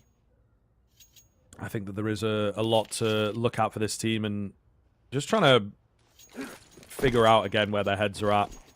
It does feel immediately there's a lot more confidence here on this map. I mean, as we touched on though, CT side of God's Reign really did leave a lot to be desired. Maybe that is once again going to be the case here on Mirage. There is some proactivity. You wanted to see some of this from God's Reign. They get up through middle and they will scare away SGGT. Again, got to be able to do something with this control. However, they're ready for the B hit. But you're never ready enough, ultimately. Flash is going to come round. Fired up, hidden away on default. Can't really find anything. B2 as well. They know where he's at. Bomb is going to go chasing him, so just got to be careful there. He aims to stay alive, unfortunately unable to find success off the back of it, and just relentless aggression from SGGT is proving to be enough right now. Loving this. Really am. SGGT looks so good in comparison to what we saw in towards map number 1, and it is all just down to aggression. And a similar thing about For God's Reign, we saw, at least we got the early insights of what looked like some slightly worrying signs, right? You know, there was definitely some issues that we had seen in towards Anubis when we saw that cosmetic come back. We were saying, hang on here, like, you know, maybe even it could have been a lot bit closer if it wasn't for the eco and the half buy and this, that, and the other. So, God's Reign, those worries that we just briefly saw in towards map number 1 have started actually to show in their full force here on the opponent's map pick. A flawless one taken by SGGT. Damage down, of course, but doesn't make too much of a difference then. They are building up quite the repertoire here in the C side, and they've got so much money left in the reserve. So if things go wrong, they're not going to be broken. That was the big issue for them that we saw in that kind of first map, is that when they would find a round finally, they would lose the next, so their economy just gets shattered, and then they would end up being a really awkward spot. This is not the case anymore.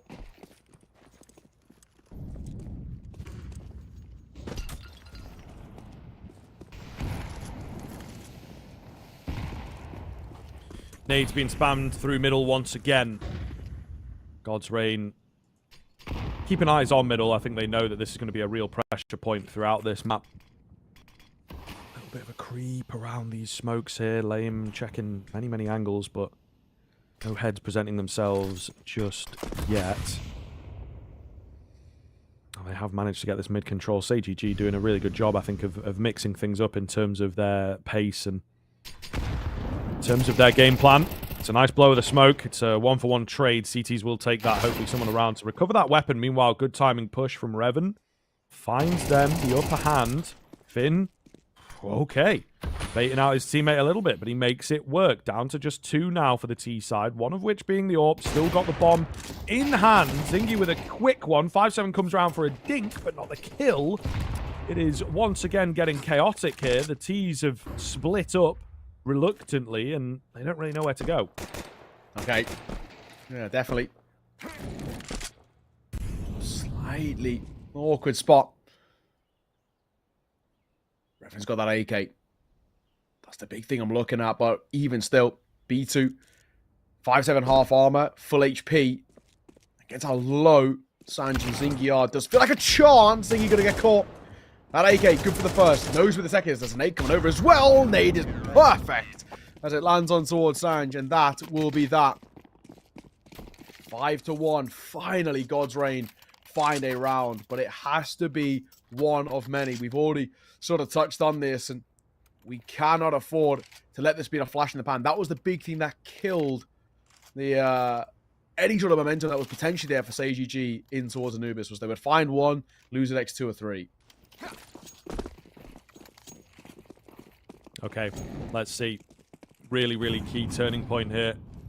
God's Reign need to give us a few, like you say. They absolutely have to turn that into something. Once again, have managed to get it done on the unlikely round. Seems to be their bread and butter. Okay. Devon. Quicker to the mark than the AWP.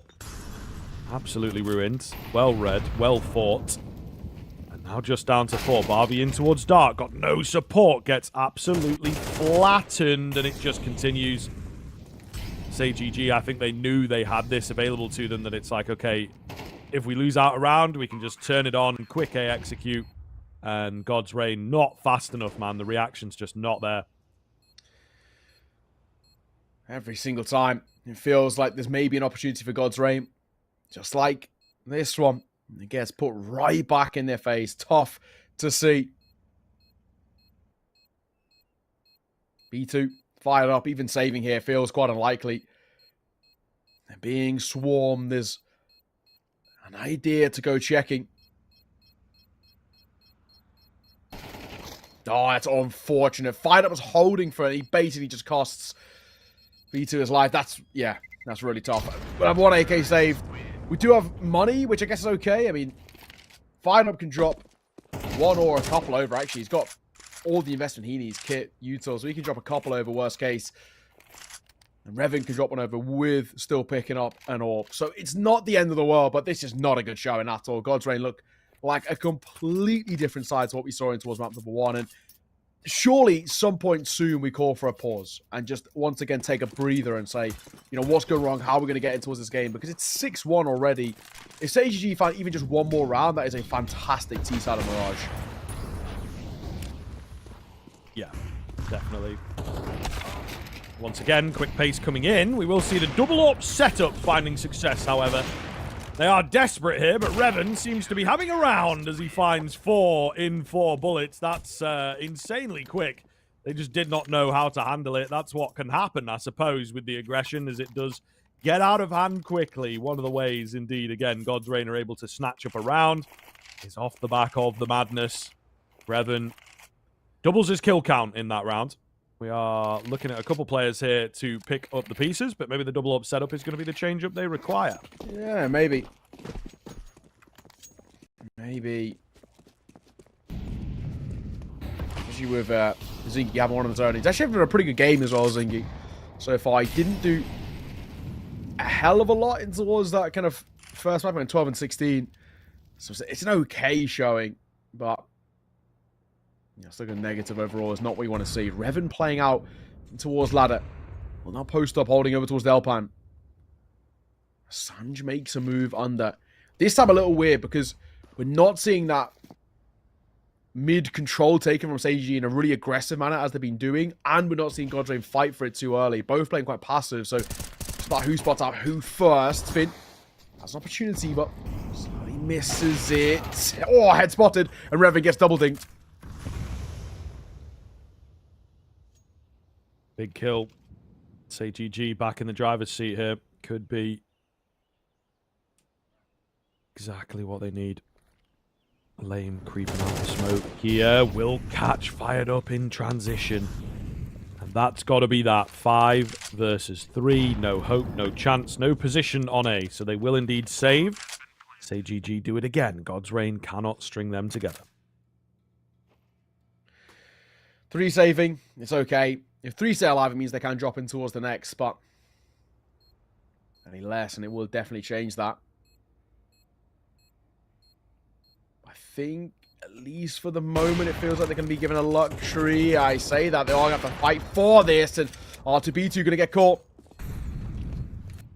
An AWP for Bavi. Finn with an M4. They'd love to keep both of these alive at the bare minimum. Finn, will he get checked here? Yes, he will, but he wins out his fight. Both him and Bavi are super low. Just one bullet is the difference maker, and it's the AWP of Zingy. He does exactly that. AWP of Bavi will stay alive. No, it won't. The last second HE sees him off. He was so low, and that is so unfortunate.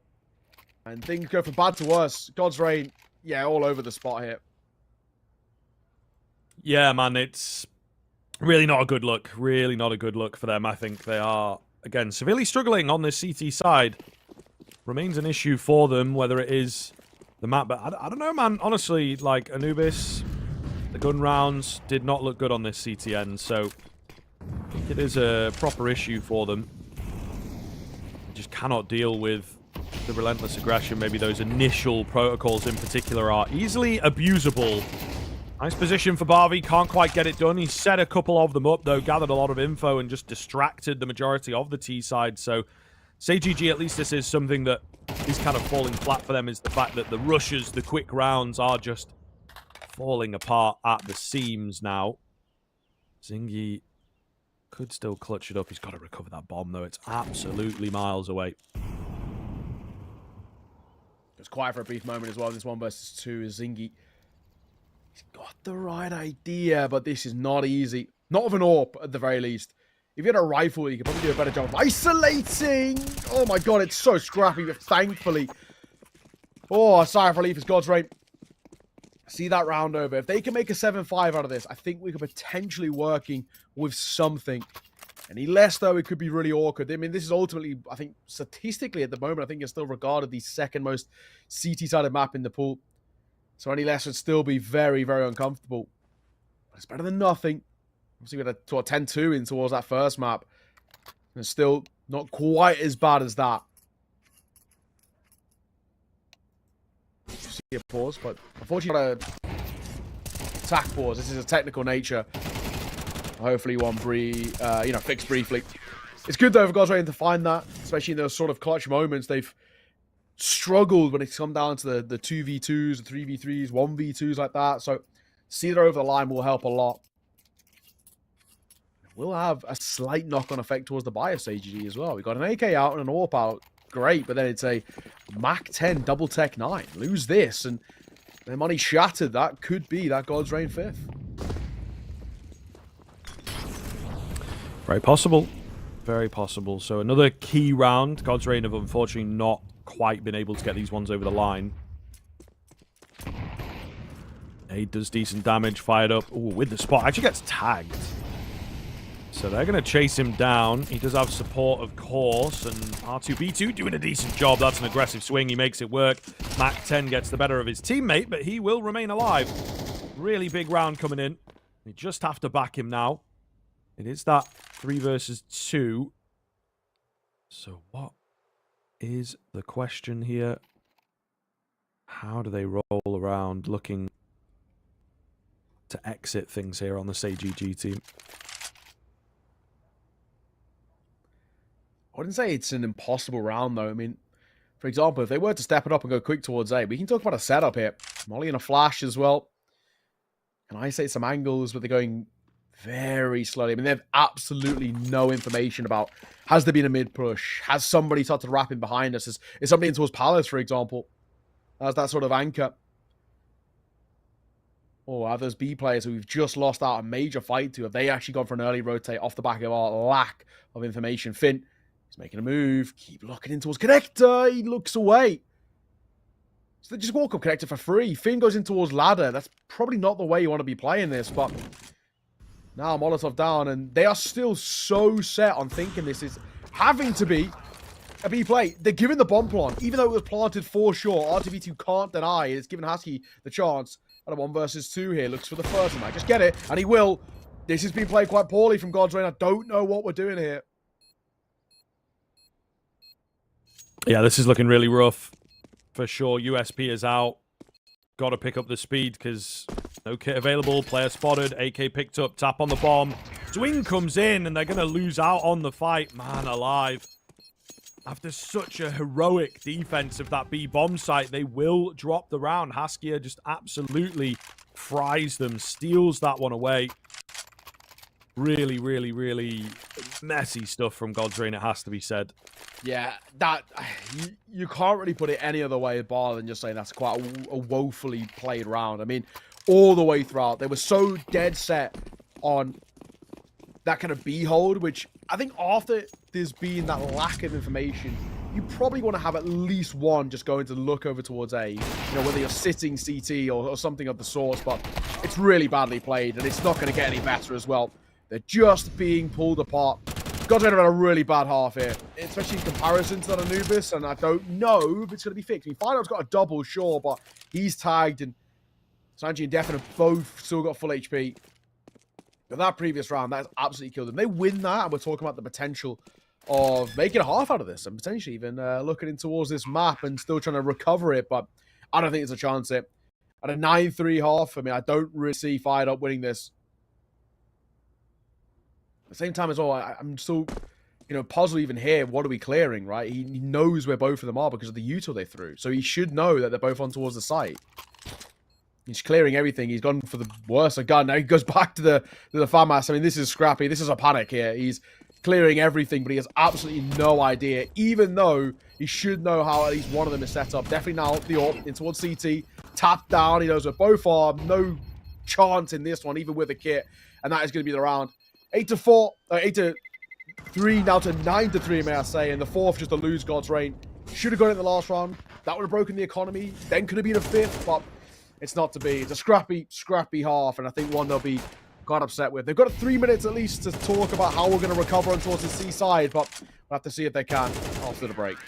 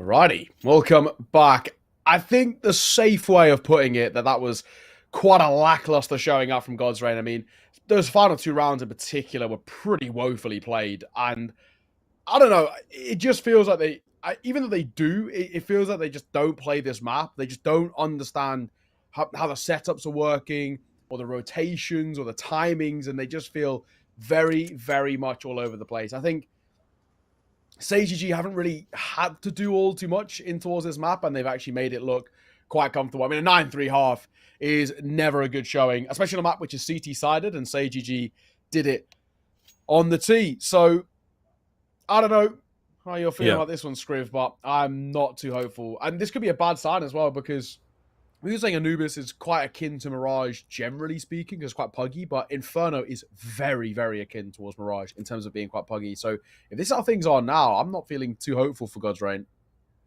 No, I'd be inclined to agree. I think that this is a pretty difficult spot to be in, but they, again, maybe had a few moments that looked workable, if I am to be the nice guy of the duo, let's say. But also, yeah, anyone sort of worth their salt watching the game, some really questionable rounds. In all fairness, SGGT, they had a few of those on Anubis themselves. So I think if we were looking at a closer affair, potentially I could see the God's Reign T side taken off as it did on Anubis. But yeah, I just don't know that it's necessarily going to happen here, unfortunately. There's a good number of problems in this team. And like you say, yeah, a lack of comfortability. If you're just getting rushed down on your CT side, it's just crazy. You know, like, yeah, I think you really have to look internally there and be like, right, our protocols are all over the place. We should be able to match up here. We should be able to stop them, at least bring it close. And they were just getting rolled over for quite a while. They did eventually figure it out, but even then it felt pretty inconsistent, and then they'd lose their like clutch moments. So yeah, it's a wild ride. It is. Seems like we're in a bit of a tech pause, I'm assuming. You know, off the back of this halftime break, who knows what it is. It does look like, you know, everyone's just like, there we go. Got the round reset. We got the match medic and all the rest. So hopefully only a brief pause, and we can get things back underway. But 9-3, SGGT, they found a pistol, and I think it is curtains in this one. I think we're heading towards that map number 3 and starting to talk about what things are going to look like for them on Inferno. And I think a lot of us probably, especially after how this Mirage have gone, would say that maybe SGGT have the slight advantage. But really, really weird game from God's Reign. They've just completely fallen off the face of the earth. Yeah, man. Really had too much to do that, to be honest. So we're gonna need a key turnaround here. The same thing about SGGT. It did start well for them. They let a few of those questionable rounds get to them. So God's Reign clearly got an idea here. They've had plenty of time to pull over it as well. Yeah. Simple flashes are good. They go early here though, and Zingy will find 2. Stepping up on the boost is enough, it would seem, and now there's just too many numbers. It has been brought back ever so slightly. It's all going to be on Revan, 1 versus 1, low HP for Sanj. Could definitely do this. They're just looking to fight each other. Revan going to hide away. Oh my goodness, that's the fadeaway shot from Sanj. Unfortunate for Revan. He was so close. If only he knew how low he was, he probably would have taken a more confident fight. Not going to happen. Double digits land, and now without the bomb plant as well, I think SGGT should be able to see this one off. I think you're right, man. I don't even know if we can force it, if we're being honest, for God's Reign. With a bomb plant, we could have, but I think in this situation, we probably have to just go for that lower buy and sadly just say, that's that in this one. And that's going to be the case, right? No investment coming through, no armor, util, upgrade a pistol, anything of the sort. It will be, I guess, fundamentally quite a simple one. Ultimately, in that case, what a showing though from SGGT. They continue to look so damn good. They continue to showcase what they've got in the locker. Slow mid-take. Zingy first contact. First is good. Second, not too bad. Gets spotted the MP9. Nice and simple shutdown in towards mid. All you can really ask of them. Indeed, does feel that way. Really quite a solid look here.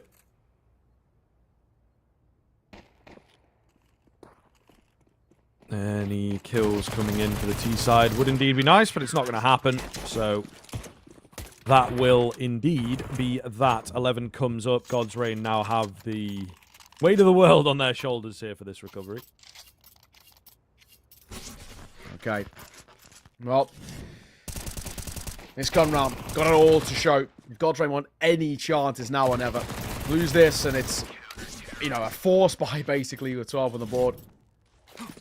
Unfortunately, it's been quite a, you know, difficult game to commentate in the sense of there's just nothing from God's Reign, unfortunately. So we can't even talk about narratives of how they get in towards this game, because even the advantages they've had, like 2v4s and 3v2s, they're not seeing them over in their favor. So it's tough. So even though this is a kind of a low buyout, or say GG is this bonus buy, you still think they might have a chance behind this. Revan good for the first, though. The MP9 will tuck his head in towards connectors. Doesn't want to stick around too much. Babby going to get caught. Fired up. What are we doing? He was stepping the whole way. Runs out of ammo. That's so unfortunate for Zingy. And then Revan is super low in this spot. MP9 spots one. The team kill comes through from Finn. What is happening here? I don't know. I don't know how to answer that. I don't know. We're in the 1v1, and Finn gonna win it. Oh my goodness. 4K from Finn.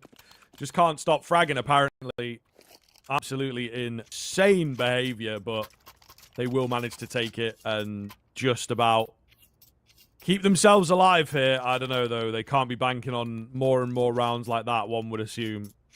Just insane. One of the rounds of all time, and not a good one, but yeah, we'll take it. Team kills and massive oversight. I mean, fired up, but Utah out when he's hearing him stepping in CT. It's honestly, the comms must have been so cluttered. If he didn't hear that, there must have been, what's going on? Zingy, we're in the Molotov, he's gonna get a kill! Ow! They know he's there, but it's a scrappy fighting towards mid, and it's a flawless round from say GG. This is Counter-Strike, baby. Not good Counter-Strike, but it's Counter-Strike all the same. God's Reign, basically no money to work with as well, heading in towards what is map point at a 12-4 scoreline. Best of luck trying to convert this. Yeah, kind of insane. Kind of insane. I don't know, man. Maybe this is the Counter-Strike that we signed up for a little bit more. Potentially how things go on Mirage, you might argue, but it does just look like, as we've been saying, God's Reign just do not have the strength on this map, unfortunately. Really wild to see, but might not be much longer. First kill comes in for the CTN. Defen will be left incredibly blind, but bomb site taken could be problematic, to be fair. Smokes are in. It's going to keep them at bay here, so it's not a bad look for God's Reign in the post plan. Yeah, you're going to get spammed out by Revan. That's probably the round, actually, in all fairness. Both smoked out. Can't really have an inside. I mean, Zingy is completely out of there, so Molotov won't be thrown. It looked like he was going to drop it just to give him the luxury of getting away. But they've called for the save here. So God's Reign, a quick round with a low buy, works for them. There might be another M4 to pick up as well, I think. I'm right in saying. It could be a little upgrade. Askia does make the slight risk. Because he picks up that pistol, that might have actually been heard here by Bavi. Hence why he's having a little look in. He's been spotted. Oh my god, this is really weird. Yeah, bottom up, back 10. Gonna go and fight the end. Doesn't know where to look. It's a bad angle from Haskia as well, has to be said. He could be exposed to two different fights, and he picked kind of neither of them. Deer in headlights, didn't know where to look. Doesn't work out. God's Reign, stay alive. Just about. Just about, indeed, I think is kind of the key thing. Very, very difficult to say here on the God's Reign side whether they'll be able to really give us anything rolling forwards, or if this is, again, just a few sporadic rounds. We do have that Inferno coming up next. I think it would be interesting to see these two teams battle it out on Inferno. Not really a map played by either of them, so yeah, could get scrappy once again. In towards mid. That control taken. We're not opting to fight for it here, say GG. They're going to quite happily just give it up in a sense. Pop Flash comes over for a little information peek, but just as it pops, the smoke goes down as well. I don't really think Lame did get anything. However, with that smoke, it's not a gap just yet, but as it starts to dissipate, could actually be a bit of a problem. They do try and push short. Where are we going? We've got mid control now, which is great. Boosting towards mid seems to be the play. Bavi going to go up. Should be being held, but Lame was just completely asleep at the wheel there. Yeah, kind of wild. Maybe going to punish them here because of it. Defen hanging out at the back end of B. Needs to go massive. Molotov going to push him forwards. Clean frag on the first, but traded instantly. And that surely has to be that. Save will come round from SGGT. All right. Lingy gets fired up. 1v2. It's not out of the cards here. I mean, Revan's kind of messing around trying to pick up guns and go to the AK. They've got a kid to work with. They've got a couple of smokes. This is definitely not impossible. Tapping down, he loses his fight as well. SGGT are going to close out the map. Just like that. We stay afloat in this series. We go towards that map number 3. But, I mean, it has to be said, right, from God's Reign, what a change in terms of how they approach this game. They were so good in towards Anubis and then so poor on towards Mirage. And with momentum and all the rest, maybe the expectation is that heading in towards Inferno, that it's actually SGGT who have this advantage.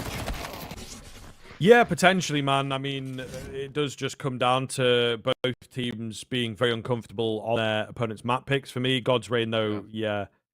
A few more egregious moves. I don't know. We do have to look back to, again, those eco losses from, say, GG. That's something that maybe you can pick up. Maybe something that you can be like, okay, we have to give them a bit more respect. So they play kind of crazy in those ecos, and we're not expecting that. God's Reign did lose a few rounds in there that I think are just verging on like unacceptable. You know, if you really want to be pushing deeper into the playoff berth, you can't really have any rounds like that. Thankfully, they do have the one map remaining to kind of bail themselves out. True. But yeah, that could have been a really, really weak showing to finish off the series if that was going to be the case. Yeah, no, you're absolutely spot on, man. So we'll have to see. We have our Kadir player to watch as well off the back of that map. And a vast change, I guess. You know, Finn was obviously kind of the top fragger in towards map number 1. Wasn't the same here in towards map number 2. You know, 11 and 12. It's not terrible, I guess is probably the argument that you can make, but it's not great, I think, is ultimately the main thing for us. I mean, Revan had a little bit of a better game, I think, ultimately in that one, but I don't think anybody's happy from God's Reign walking away with their performance. You know, in particular, fired up 5 and 15, 6 and 15 for R2, and 7 and 16 for Bavi. Really lackluster showings coming from the guys, and they just looked so overwhelmed by the most simplistic of plays. I think it goes without saying that's a map that they do not prac a lot. I think you could just see in the way they set up, they don't have the understanding of how Mirage is played at a pro level or kind of even at this level, right? And I think that was a kind of unfortunate showing ultimately in the end. So we'll have to see whether they can bounce back heading in towards Inferno. I mean, that's the big ask. And the worrying thing is that we don't really know what God's Reign are going to bring to the table. They played it once against True Rippers. That's it, right? It's not exactly a map in which they have a lot under their belt. And if Mirage is meant to be a little cleaner and a few more reps, and that was what we saw, does worry me a little bit. Are they a bit of a kind of a 1/2 map team with the kind of Anubis and Ancient and everything else that has its issues? We'll have to see. But for SGGT, a lot better. And we'll see if they can continue it in towards map number 3. But for now, we're going to head to a break. So we'll see you soon.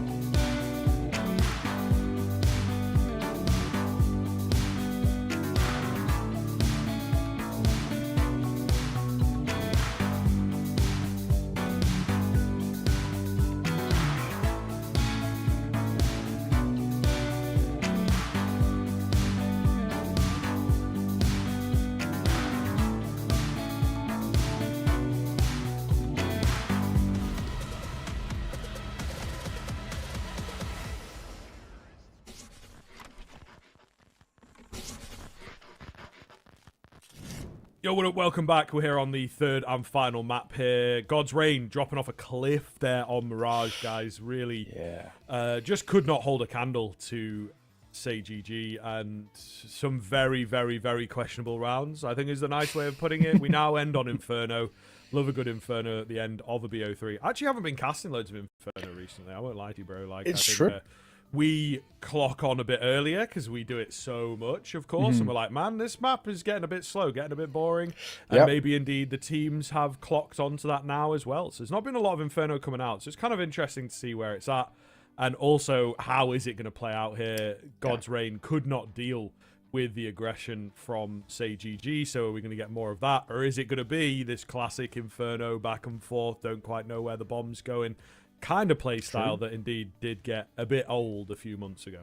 Yeah, I mean, you know, we kind of in this duo, I'm a little bit more the harsher one generally, I guess, and it was just awful, really, from God's Reign. They just lost so many bad rounds. I think they were completely, you touched the sort of inexcusable rounds they were losing. We kind of looked back at them, and especially, like, you know, the final two before half-time, we were baffled by what even just happened, the rounds they were losing. So, you know, it is tough. I went SGGT from the start, and you went God's Reign, and you were on it. You know, that first map was really good out from them on Anubis, but my God, that Mirage was not good.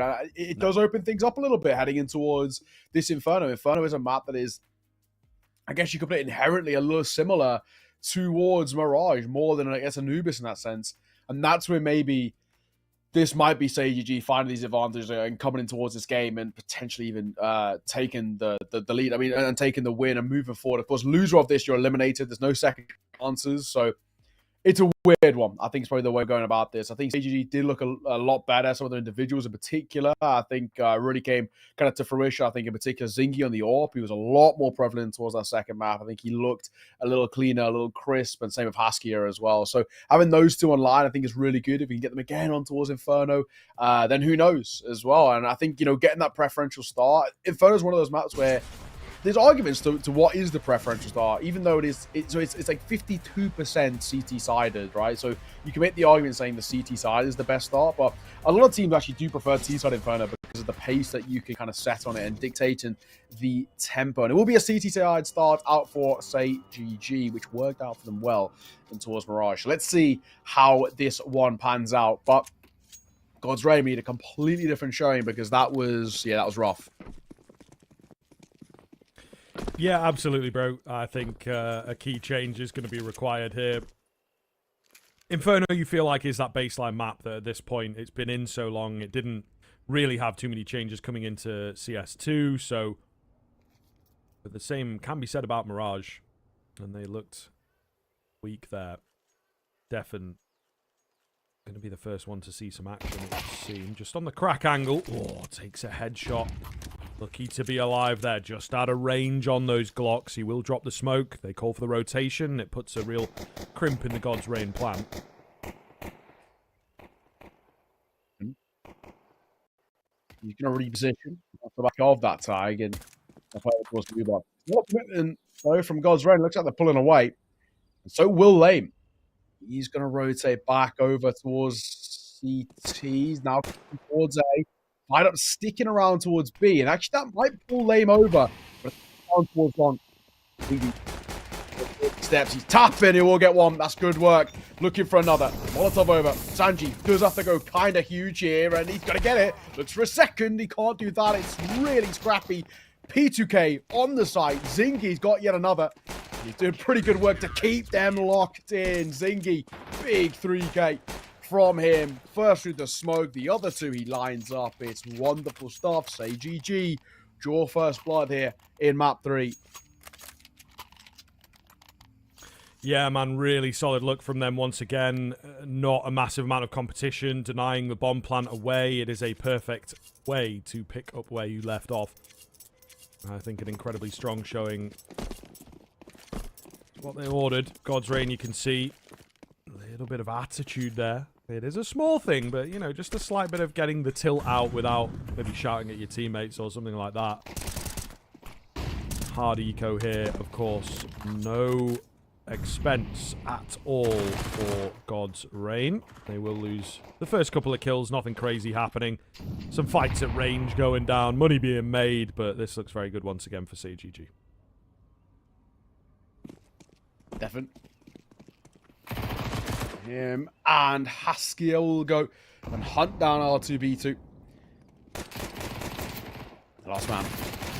That Glock, it's close, but yeah, no, it's a flawless round. Very, very simply taken. And yeah, ultimately, very easy couple of rounds taken by SGGT, for being completely honest. Will be a gun round coming through, though. No buy-in towards that, which is good to see. They didn't get a bomb plant, so they couldn't really afford to do so. So now we've got to see, what have we got to lock up here? This is a side who have been struggling since map number 1. Nothing has been on offer. Surely something's got to give. We've got to see a bit of a change, and this first gun run is the perfect place to do so, especially considering it's quad MP9 on the other side. Okay. Should be a chance for them to capitalize then. Must be a criminal round to get away with. SGGT playing into the hands of the MP9s. They may be thinking he was backed. Oh, my goodness. R2 does well to stay alive there, especially that second fight. He was already pretty low. Could be down to the only M4 in the round to try and conjure something up here. Easy frag. The rest of them are quite hard, and he can't get it done, so... I don't know about saving MP9s, but maybe this just feels impossible. You might as well. They have been severely punished for their cheekiness, though. I like the idea, I guess, is probably one way of going about it. I think with the MP9s, you do want to try and get active, but that one didn't work out for them. It didn't go, I think, the way that they would have intended or hoped. So, yeah, double save the MP9. It's probably just a mental thing, right? I was saying, like, you know, we're so used to saving in these situations. Let's just see if we can get something working. But either way, God's Reign will find their first. First of many, I think, is probably the main question. We'll have to see, but...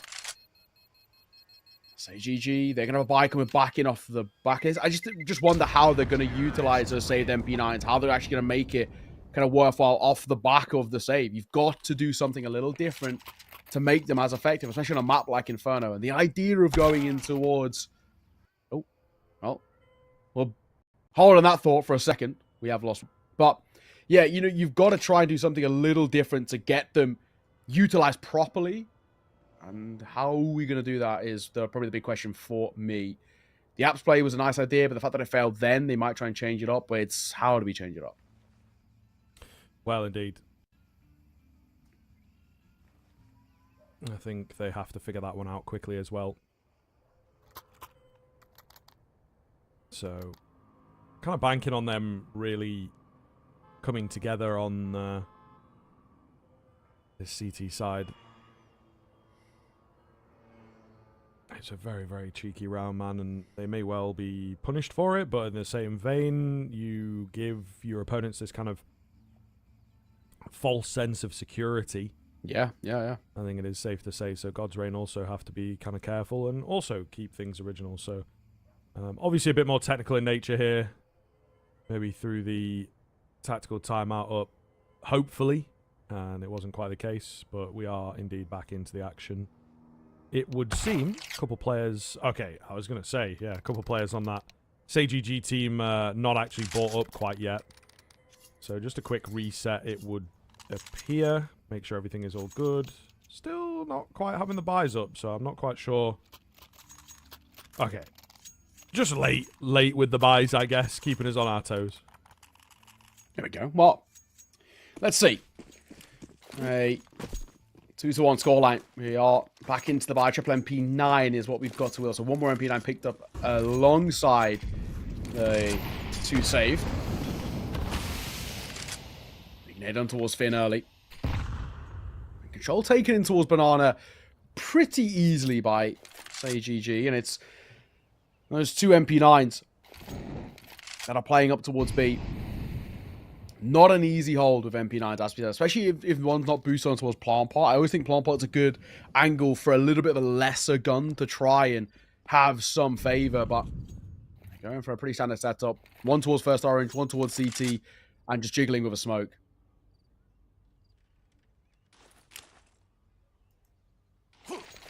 Gotta get this jump nade right. Okay. Good stuff. I've seen a couple nades go wrong in this series. Doesn't really do the damage they were looking for. Softens them up ever so slightly, but also just gives your location away that it's like, oh, 2 in banana. Probably a relatively heavy banana presence then, so let's get prepared for the B hit. You really need that to find success. They're going to hang around on the edge of the smoke and look to get bursting in. Another one comes round, though, so...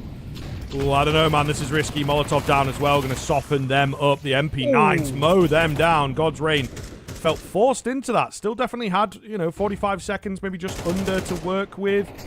Not a panic situation, but they play it like one, and everybody goes down. No kills returned. Big nade onto Finn. He took the early damage in this round with a nade. Oh my god, I thought Revan could tap a couple there. Just the one. And a great round, it has to be said, out from SGGT. I mean, that was, pretty simple. Ultimately, and those MP9s do so much work. It's just the meat grinder of the B site.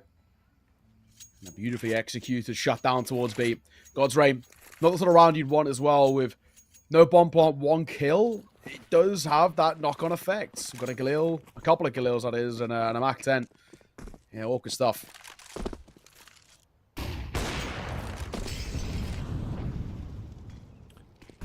God's Rain once again looking to cook something up here. Just about able to cobble it together. Zingy on the AWP, took an early shot.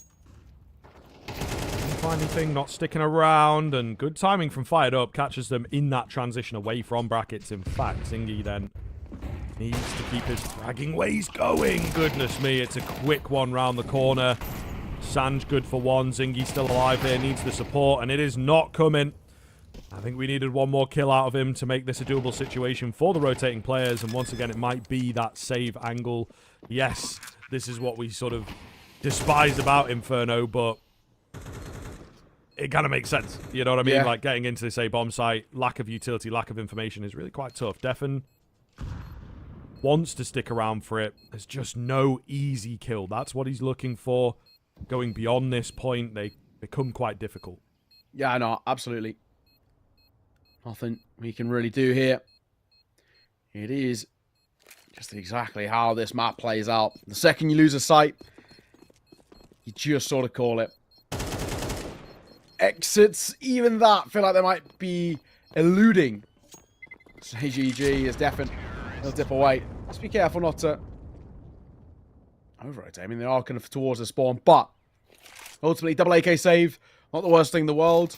On the flip side, it's God's Rain, who will make it a 1-round game again. So, still feels relatively competitive. It still feels like there's an understanding of what we're trying to do here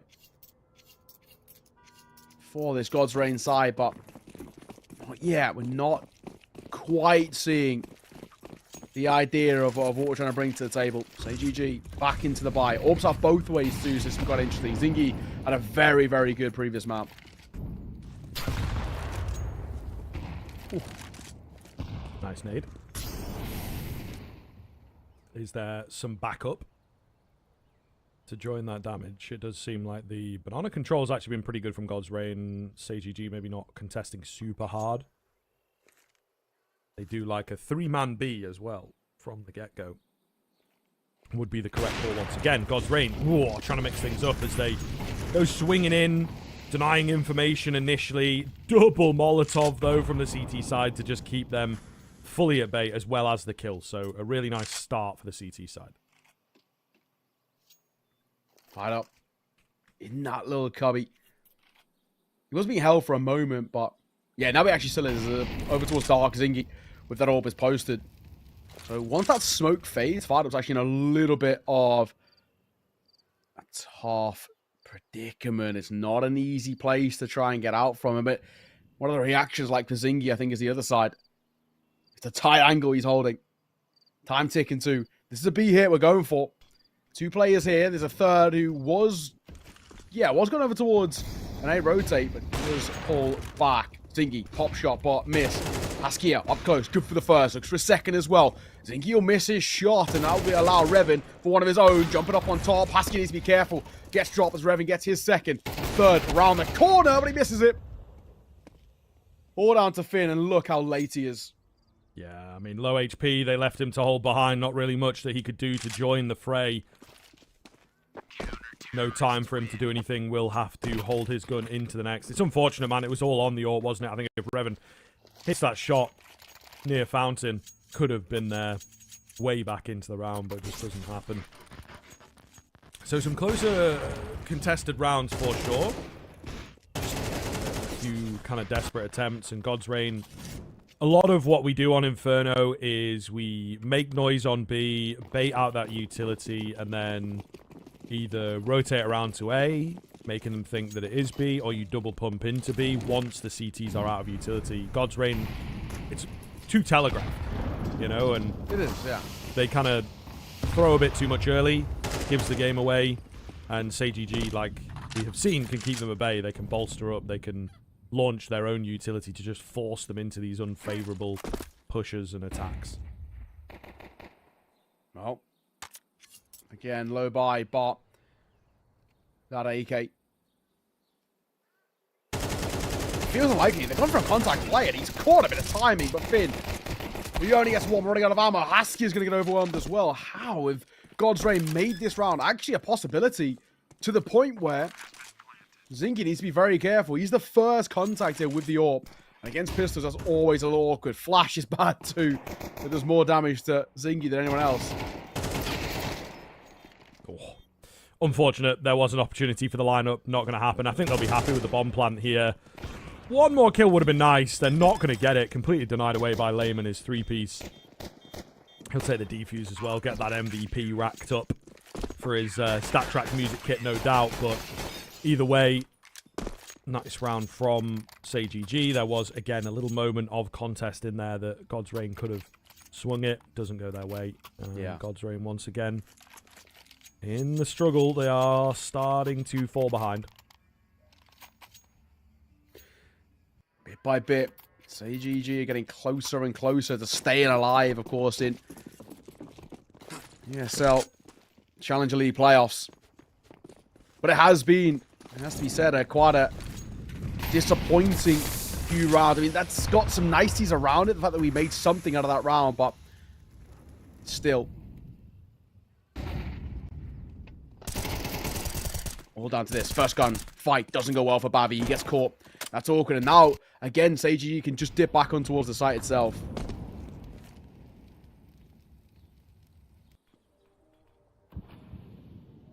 Another good start for CT camp. Trying to make a play here above this smoke. Unfortunately, no one on the other end of it. You know, it's not a bad move. I am a fan, but yeah, there's nobody around to ultimately find. And they managed to silently drop down, so they're going to move in a little ahead of time. Might not be expected here. Revan trying to take the fight. Actually wins it through the smoke. Little ridiculous. Molotov comes in from the new box player here. Paskia has to hold the line. He lands the dink, but the AK beats him to it. And thus, a man advantage. Nade goes in. Revan will go down. Not before he's got that bomb planted, however. So 3-on-3 here. Lame, quick to the party. No smoke at coffins. And it does seem like they're just not really paying this too much attention right now. He could really creep in ahead of time. They'll try and make noise and draw attention away from him. He does well for one. And yeah, now they've got to kind of deal with him. Zingy is not really helping out, but Lame is there and gets it done. Again, another big retake moment coming in from Lame. And they will steal it. The post plants for God's Reign suffering. Yeah, and this is the thing. These rounds, I mean, there's some close moments, sure, but it's just not enough. Rounds are still only going one way, 6-2. Here's the scoreline. And my God, for God's Reign, I mean, time is actually quite rapidly running out for them in this. It's been a really dicey situation for this God's Reign side, who just can't seem to put the one ultimate thing they need. They're getting kills, they're getting bomb plants, they're getting sights. They just can't get the rounds themselves. 6-2 already. I mean, SGGT 7 or more on CT side, you're sitting pretty happy, and it feels pretty likely that they'll get it.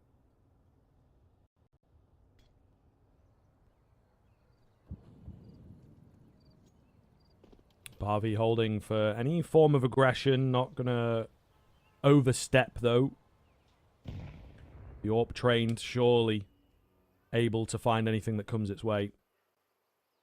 Finn is thinking about it, he really is. He's hoping that once they make noise on A, there'll be some movement in Banana here, but not really going to be the case just yet. Oh, there you go. MP9 moving forwards will win its fight, unfortunately, for Finn. The idea wasn't too bad, but nothing comes for him.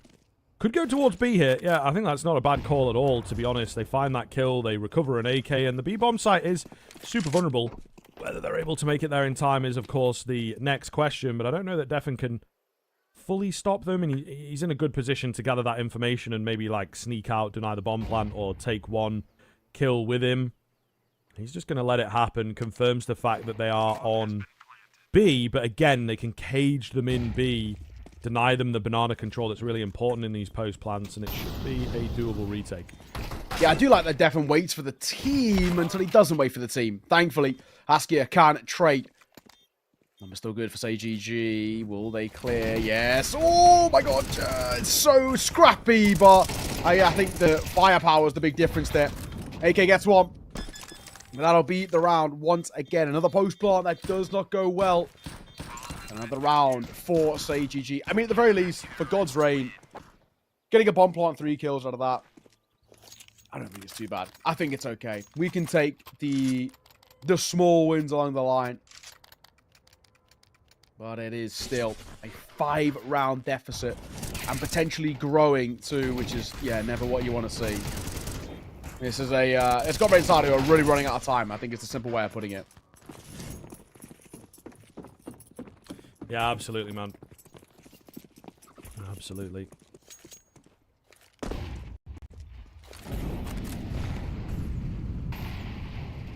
Looking good here for SGGT. Zingy trained in. Ready to find this. Ooh, it's a wild kind of peak. A few too many targets for Finn. He did have the timing and snuck under. They really weren't considering him at all, but just couldn't find his bullets. So that's very much unfortunate. Very much unfortunate indeed. Where are they looking to apply pressure next? It would be towards the A side, but some advanced positions here from Lame. Revan's been spotted. Not much that he can really do now. 5v3, you just assume they'd stop giving the fights.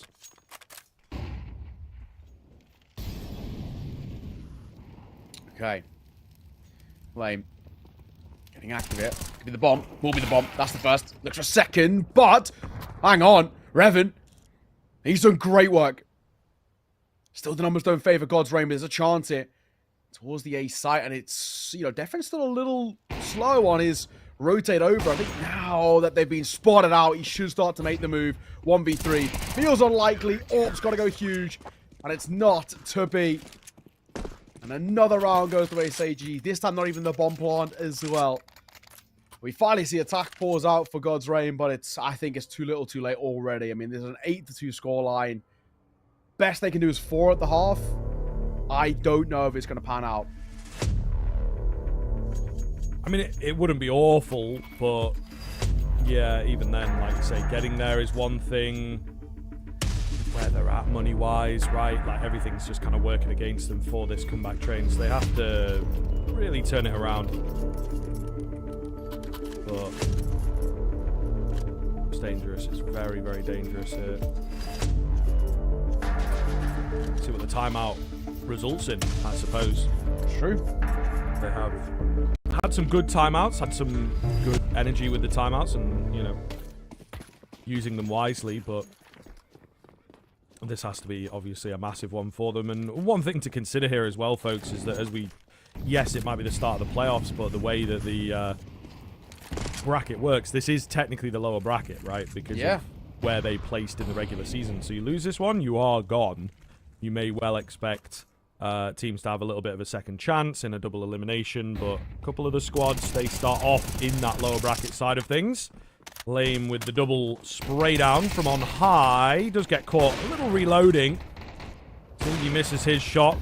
Sanj also going to go down. So 3 versus 3 and a bomb plant here for God's Reign. Might be a chance.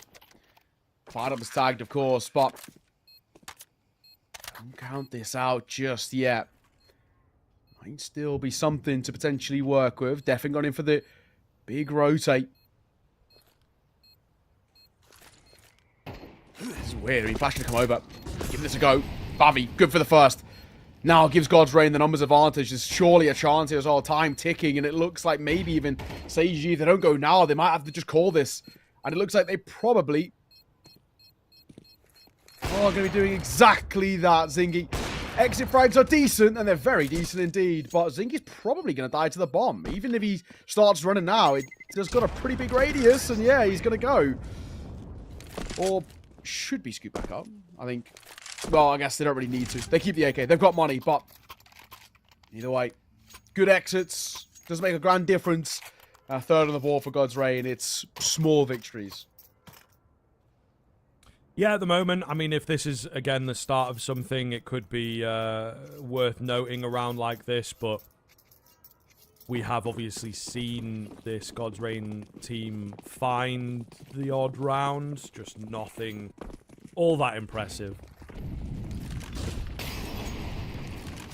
Zingy wanting to move towards car here. Thought the Molotov was going to stop him. Not quite the case. So now, oh, he's apprehensive. Has he been seen there? I think he might just have been. Bavi finds him on the spam. Pretty solid stuff. It's a great opening frag. Can't complain. Can't complain at all.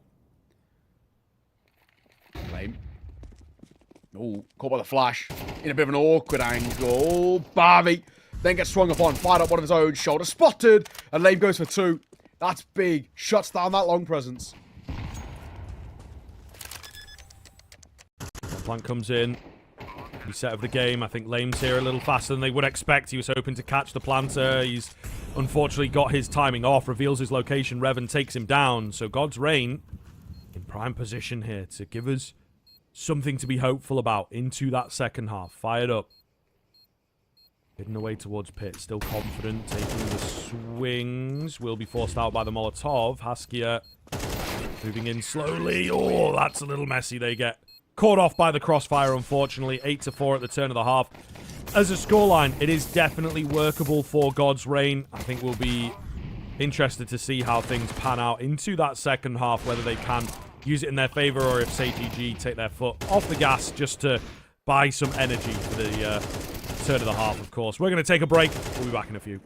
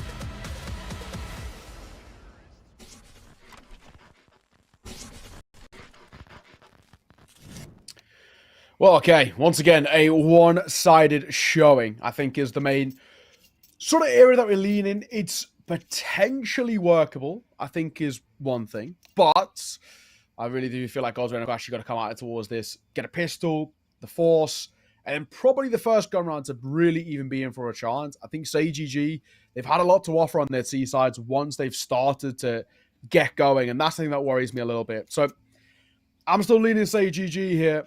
Godsrain, I haven't seen enough, and especially in a consistent manner, that gives me that confidence. Yeah, no, I think that is fair enough, right? It's really going to be a telling time with how these early rounds go on the CT side of things. Yeah.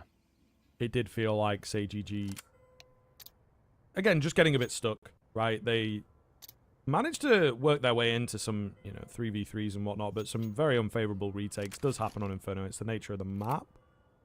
That being said, Godsrain, once they shifted a bit more towards the A-bomb site, managed to hold that down better than, their B plays and hung up the B side of things. Maybe that's what they kind of talked about in that relatively late timeout. Just completely give up the idea of B. So, would be cool to know. Would be cool to know what they've been saying, but unfortunately not going to be the case for us here. Still, SGGT, obviously in a very, very good position here, and they have the likes of Zingy, the likes of Aim, ready to take over the half. There's a few weak links in the chain for that CT defense is what I'm looking at on the Godsrain side of things. Obviously a bit of a tech here. Apologies for that, but hopefully should be into the action soon. Yeah, not too sure what said issue is, but hopefully it's one that can be concluded as soon as. And yeah, get this show on the road.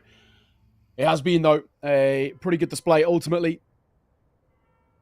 from a SGGT side who have had a lot to offer up, right? I think the good thing from us is that we get to see where they have found a bit of consistency and they have got to showcase what they've got in the locker. I just want to see if they got a little bit more up their sleeve. They take a pistol here. It does feel like it could be the beginning of the end. All right. Well, Matchmatic has come in, so that makes me feel like potentially we could be on track to getting this game on the road. We will hope, and we will see. But for now, we hold and wait. Yes. We are in limbo at the moment, unfortunately. So, does happen. We've done well with the tech issues, given the fact that these guys are pretty far away, something that we mentioned at the top of the show. And for anyone that is curious, it seems they're sat on a pretty hefty 70 ping. It's playable. It's not the best. It's gonna. I play 70 ping pretty regularly, to be fair. I mean, I suppose, but when you really are looking at the peak of the game. Yeah, if you're both on 70 ping, though, it's sort of like, it's okay. That's also true, yeah. It's just like, it's going to feel different, Yeah, when all you do is play Counter-Strike, it is going to feel a bit different, So, it's something to consider. And I know a lot of players have talked about this as well, where playing on the ping in general, when it's not 5, when it's not local, the whole game just feels completely different. It's true. It is true. First fight, Revan, for good for one, but a flying pistol of Zingy will get that trade coming through. Fired Up still just dips back into his apartment and catches one. He now starts to try and make a move with this Glock, but he won't deny the bomb. Too close. Oh, it's Finn that comes in. It still looks good, right? Still looks very, very good indeed. Zingy in towards pit on the Julies can happen, but he's not going to make it. So it will be the pistol coming through for Godsrain pretty well, to be honest. Yes, they can't deny the bomb plant, but numbers look good. They're able to answer pretty strongly. So SGGT going to have their work cut out from the get-go. They've got a decision to make here as well. Do we want to force with the money that we've just picked up, or are we going to take a half, or are we going to eco? It seems like they will indeed spend for it. Yeah, I'm not too shocked to see this force come through there. I mean, they've been forcing when they've had less money. It does look like they're going to sell up, though, and go for maybe a half investment buy next. But we'll see. No buy here, but these pistol rounds can still be a little bit uncomfortable. They still can be quite, yeah, I mean, they can be quite deadly. At least if you can get a bomb plant out of this, you'd take it. So, keep an eye out for it. Zingy. It's just a pixel peek as well for fired up here. Spots anything, you should drop that Uto. Just get tagged though before doing so. So at the very least, there's a little bit of a trade-off. Could do something with it. We'll see. Nice smoke down. Good idea. Dangerous peek from Finn, but Zingy can't land the shots. Stepping in behind. Okay, that's a bit messy, but he does get it. Goodness. Just the straight spam as soon as he sees him, you know, is a risky kind of move. Could have cost him. The return frag, getting a bit scary here. Defen will get another on that Deagle. 3 versus 3. It's Revan in the pit, doing some good work, buying some time. Will eventually go down, but surely Lame not going to be able to find this. They do have to be careful. Barbie's quite low. Double swing comes in. It's a tough spot to win. Lame going to be left. 1 bullet. All that's required, but, like, this still feels a bit closer than it ever should have been. The dink even lands. R2 returns it, thank goodness. Yeah, and just taking a moment, breathing a sigh of relief. As God's Reign pick up 6, but at what cost?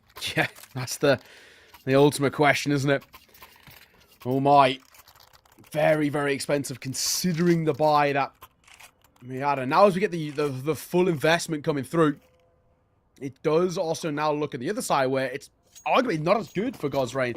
Lose this, say GG find 9, because it has to be a reinvestment for God's Reign as well. It's really, really uncomfortable in that sense.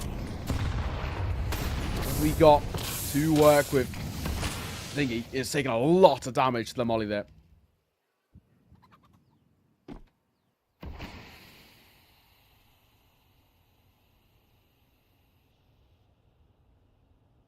Just a quiet start into the round.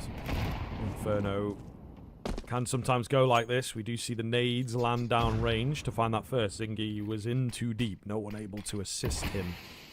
So God's Reign kicking things off very, very well here in the round itself, but also in the half. I think this is a fantastic look for them if they can convert this one. Deny a bomb plant as well. You know, it just go from good to great. Say GG. Have to figure this one out because their lead is under threat. It is. Defen. He'll double back and he'll join up with a group over towards B. It's still 2 versus 4 on this fight. So I'm going to come up towards CT. Molotov in towards New Box. There's definitely something to work with here. And then it comes. Nade breaks open that smoke and then they start to flood their way through, but it's R2B2 for the first one. For a second, he'll get it as well. Pistol pulled out, gets the support, but it's R2B2 doing it all alone. Massacre towards B, and still not even 1 casualty from God's Reign. Dangerous look then, say GG. They've had the drop off the cliff into this T side. Oh, a difficult spray down, but Lame will get it just about. I would say they'd be after him, but they're just too far away with the little time that is remaining. So he will manage to save his AK. They probably have to do some kind of a weird buy around this, I suppose. Or he's like Mac 10 in it next. Yeah, it might even have been better to just die and even everything out. Still, this is looking dangerous. This is looking very dangerous indeed. No real presence from Say GG on this T side. Timeout comes in, rightfully so here. Yes, it needed to. I think with how dicey things have looked, we've got to pump the brakes for a second. Really awkward games of Counter-Strike that we've kind of seen in the sort of more micro sense of it. Every single map has its own sort of storylines, and they're so vastly different from each other.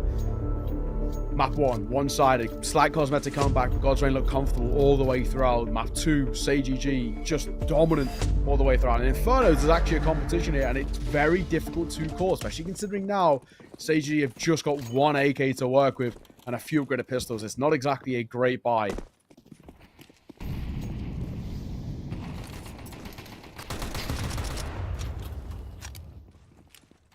Zingy left low off the initial exchange.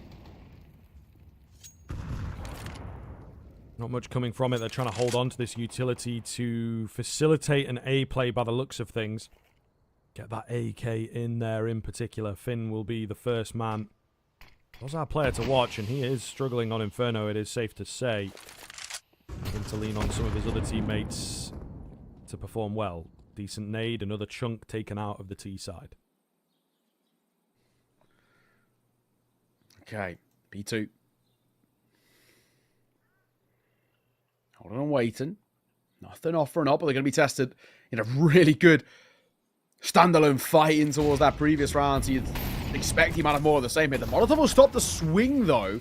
And that leads him get one. Dip away. Bavy for a double. With the site still taken. Not that it's really going to make a difference here, you'd expect. But a bomb plant's better than nothing. It is indeed. Lane might be able to make something happen with this position as well. Husky getting himself into a decent push plan. Lane picks up one, looking for a little bit more. Husky will bail him out. It's all going to be down to the lone man here. 1 versus 3 ultimately. Tap onto the bomb, hold onto the bomb, smoke onto the bomb as well. He's not moving fast enough. He does well to find the kills. Unfortunately, cannot stop the defuse coming in. Nearly disastrous for God's Reign, but thank goodness for the kit and the smoke. True. Nice and simple. All defuse and smoke. Yeah, now a tied game. 8-all. Very difficult one to call. We'll have SGGT coming back into the buy. Sure, that's great for them. But they've got to convert it. God's Reign are looking, for the most part, covered. The only thing, though, is that even though God's Reign are winning rounds, it's actually costing them quite a lot to win the rounds. So they're never building up any long-term econ. That's the one thing going for SGGT. If they win just one round, just one, it'll break that econ, break the back of God's Reign, and that gives them a chance. Swing and a fine. Revan caught napping. Dangerous now. Fired up is alone. He's isolated. Down he goes. That's got to be the round. 5v3. The B lean. The B gamble fails for God's Reign. They definitely need this save. As you mentioned, the econ is awful, so not going to happen here. SGGT kind of going back a little bit to what they were so successful with on their T side of Mirage. It is pace. It is bursty aggression. And yeah, they, especially that second player, just completely catch him with no info, no positional advantage. Pants around his ankles for sure. Okay. Oh. Skip. Trying to tap away towards that CT play. Might still get a chance here. Unless Lame gets to R2B2 first. But does he clear close left? It's looking like he is. Yes, he will. Not always the angle you look towards, but this time he does his due diligence. And he will get his. And Finn also just gets spammed down by Zingy. It's little scrappy Bavy stays alive. That is a nicety. That's all they really get to work with. 8-9, SGGT onto back, and like we said, just one round taken, just the one, completely breaks God's Reign, and this is a, prime example of it. They're not going to have the money here for the buy.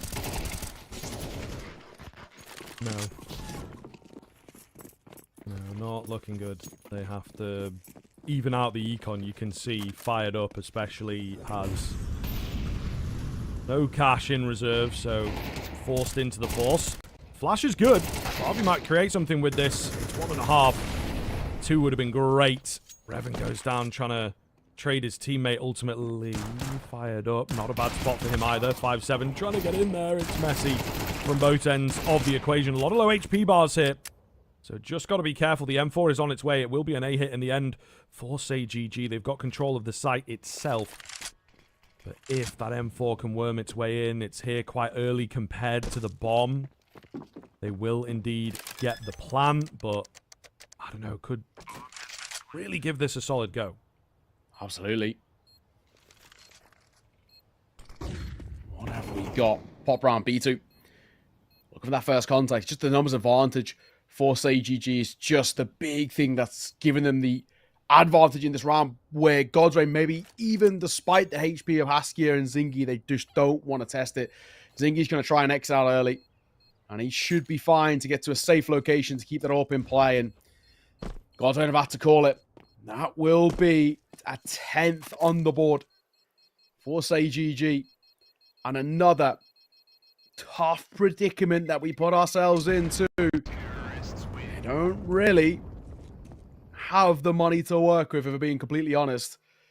Bavi, Revan, and Fired Up all can't get armor and a good investment. Even with the drops too, it's going to be a little awkward. So I'm not sure what I'm expecting here, but it isn't exactly a fruitful position that we're in. They took a risk, and the risk didn't pay off. Yeah, no, it's true. Really kind of difficult spot.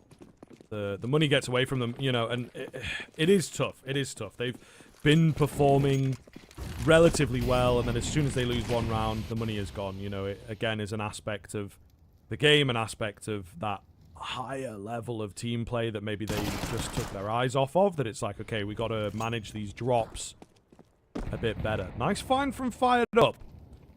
He gets the AK, he does have armor. The only issue is they've left Revan alone, and he's eco. So this rotation has to be lightning fast. They've lost a player in towards middle, bursts through the smoke as well as Revan goes, well, fully noticed.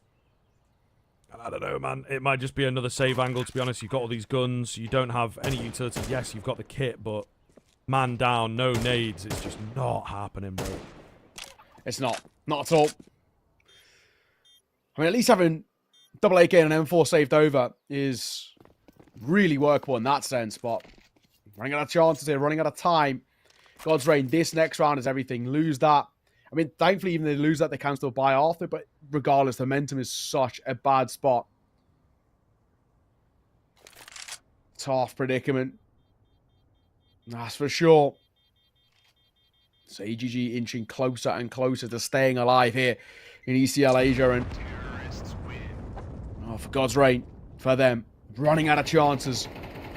On the brink of elimination, did so much in the regular season in those final few games to just about squeeze in towards the playoffs when it might be an early exit for them, unfortunately.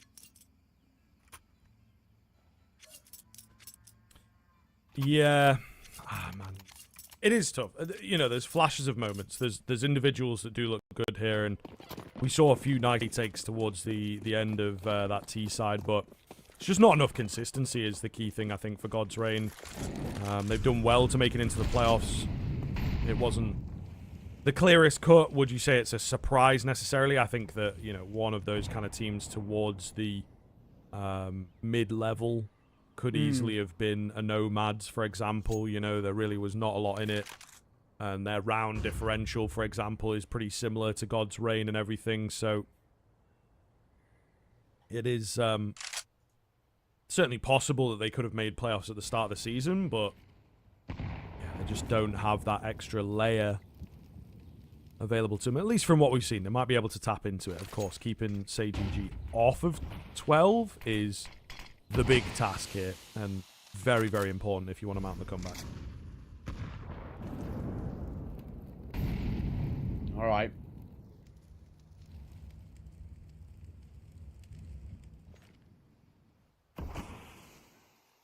"45 seconds. Bomb towards B. Very quiet, but look at the setup. If they were to go now, for example, it would be just before B2 and Finn rotate over. But Yuta being dropped out towards A, that will keep attention drawn. And Molotov tagging Bavi up. They're going to know he's in towards that close left. We've got to go now, though. 25 seconds. Got to make a move. There's the first. Bavi gets one. Makes it a second as well. It's a complete shutdown towards B. It's all off the back of basically one flash from Finn. All right, fair play. God's Reign showing us that they are indeed capable of that domination. It will be the save out from Defen. Nothing coming in this round. As I said, keeping them off of 12 is the most important part, and it looks like that is going to be doable for the time being. Loads of cash available for the T side, though, so they won't be too bothered. They immediately come in with a timeout. Full respect here. Something has gone seriously wrong in that round, so they know they have to back themselves up and find this next one and make sure that God's Reign cannot contest.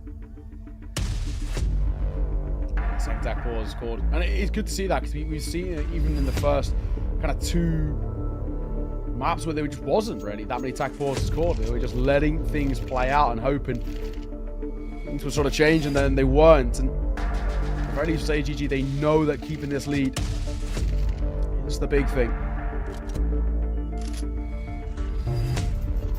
11-9. Eyes up both ways.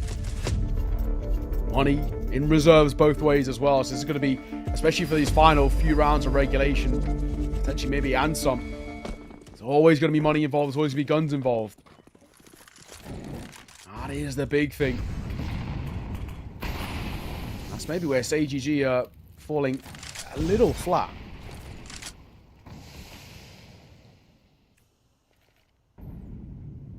Banana control from God's Reign once again. Gonna rotate one around. Again, maybe have to move a bit quick. The AWP, up and aggressive. Finds the middle player, gets the Molotov down as well. Really well played from Revan here to keep them at bay. Rotations coming in thick and fast. The smokes will start to dissipate. An aggressive move with the nade. Not necessarily needed just yet. You know, you're confirming locations. Making them fight back. Allowing yourself to set up this A defense. I mean, it looks pretty good. They're going to have to take some unfavorable fights. Oh, goodness. It's fallen apart, though. Just down to one in the pit. And, I mean, they cannot hold. They cannot hold. It's a quick burst out from SGGT. A load of fights that don't look good for them, but they land the shots. That's all that's needed. B2 is late, and down he will go. Looked like a perfect round for God's Reign to take. It did. Well. Getting closer now. One more round is all that SGGT need. They are so close to this finish line, and honestly sort of deserve it. I feel this Inferno has looked very good from them. And God's Reign, they've just fallen a little bit flat. Fired Up should have a drop, I think. Yeah, so he will have a FAMAS over towards him. But Utah to work with as well. It's better than nothing. They've got to make this stick. God's Reign are now playing for overtime to stay alive in ESL Challenger League Asia. A lot on the line. Pressure on this CT side. Yeah, big pressure, man. We'll see. They gave us a really nice CT round not so long ago. So again, we know that they are capable. And they were in a good position there. Again, I don't know what it is, just maybe missing a little bit of that clear-headedness in those, tight situations. But we'll see if they can pull it out once again here. 3 rounds in a row going to be required. The same sort of move from SGGT, maybe a bit faster from them. Finn good for one, tracking down the AWP here. He will manage to find a frag and drop back. Revan has looked good for me in these final few rounds. Bomb snuck in towards CT. Doesn't have any support, so has to be really careful over there. Catches Barbie, but doesn't get the kill. It is a mess. It is a mess. I think that is safe to say at this current venture, but that's the way that SGGT have been liking it. They take down, fired up. The AWP also falls, and Barbie the next to join. It has again crumbled. God's Reign just cannot hold on to these situations. That's 2 in a row where, yes, it's only a 1-man advantage, but that feels like enough that you should be able to contest, and they just don't prod. They just don't consider all aspects of the T side, and they were completely unafraid on that T end of things. After a bit of a timeout, SGGT really did turn it around. Yeah, no, it's true. It is true. I do feel like what we've seen as well for God's Reign, it's unfortunately probably sort of how this season went, right? They really did struggle in a lot of games that maybe would have been winnable, and same in this game, right? There's rounds that were winnable and did struggle in that sense. Credit, it has to be said, to the SGGT guys. I think they came in towards that, and despite map 1 going quite poorly. And they approached it really well, right? They had a good understanding of how we're going to find success here, what we're going to do to give ourselves some advantage, and that's exactly what they got out for them. So I think a good win to be taken under their belt, and of course, they'll stay alive now in ESL Challenger League Asia, which is pretty big for them, right? I think at the very least, having the opportunity to maybe even go to LAN. I feel like, especially because a lot of these guys, we just don't know really anything about them. I don't know how much LAN experience they have, period, right? Do they have any? It's kind of the big thing. So we'll have to see. They'll be taking on, I'm just looking now, it's looking like, I think they'll be taking on the loser of, is it the IHC ATOX game? Maybe. Yeah, I think they will. So they'll be taking on IHC. They actually did lose over towards ATOX. So that will mean that we get to see SGGT taking on the IHC guys. That'll be pretty interesting in that sense. But again, it's going to be a pretty big run needed from SGGT to stay alive in the lower bracket, because you've got no room for error. Yeah, absolutely not, man. And, yes, God's Reign have had some messy kind of looks there. We do check in a little bit with Finn and his performance across the course of the series, but they still brought it close in places, right? And I think that, God's Reign had some very, very messy rounds in there. SGGT had a few messy rounds of their own, particularly on map 1, I think, to allow that to come close. So, yeah, when you come up against some pretty legit teams, I think that they will start to struggle, and ATOX super quick like this is not going to be good. They actually had some really close games in the regular season, maybe missing out on 1 or 2 wins that they would have liked. So when it comes into these BO3s controlling the veto a little more, I think that they will be a bit more favored there. So it's going to be difficult. It's going to be really difficult to keep it alive in the lower bracket, but at least they have kind of given themselves a strong enough showing. They have given themselves something to be hopeful about, and maybe they can take a map against IHC, that would be a pretty good result for them. But making it further than this, I'm not so sure about that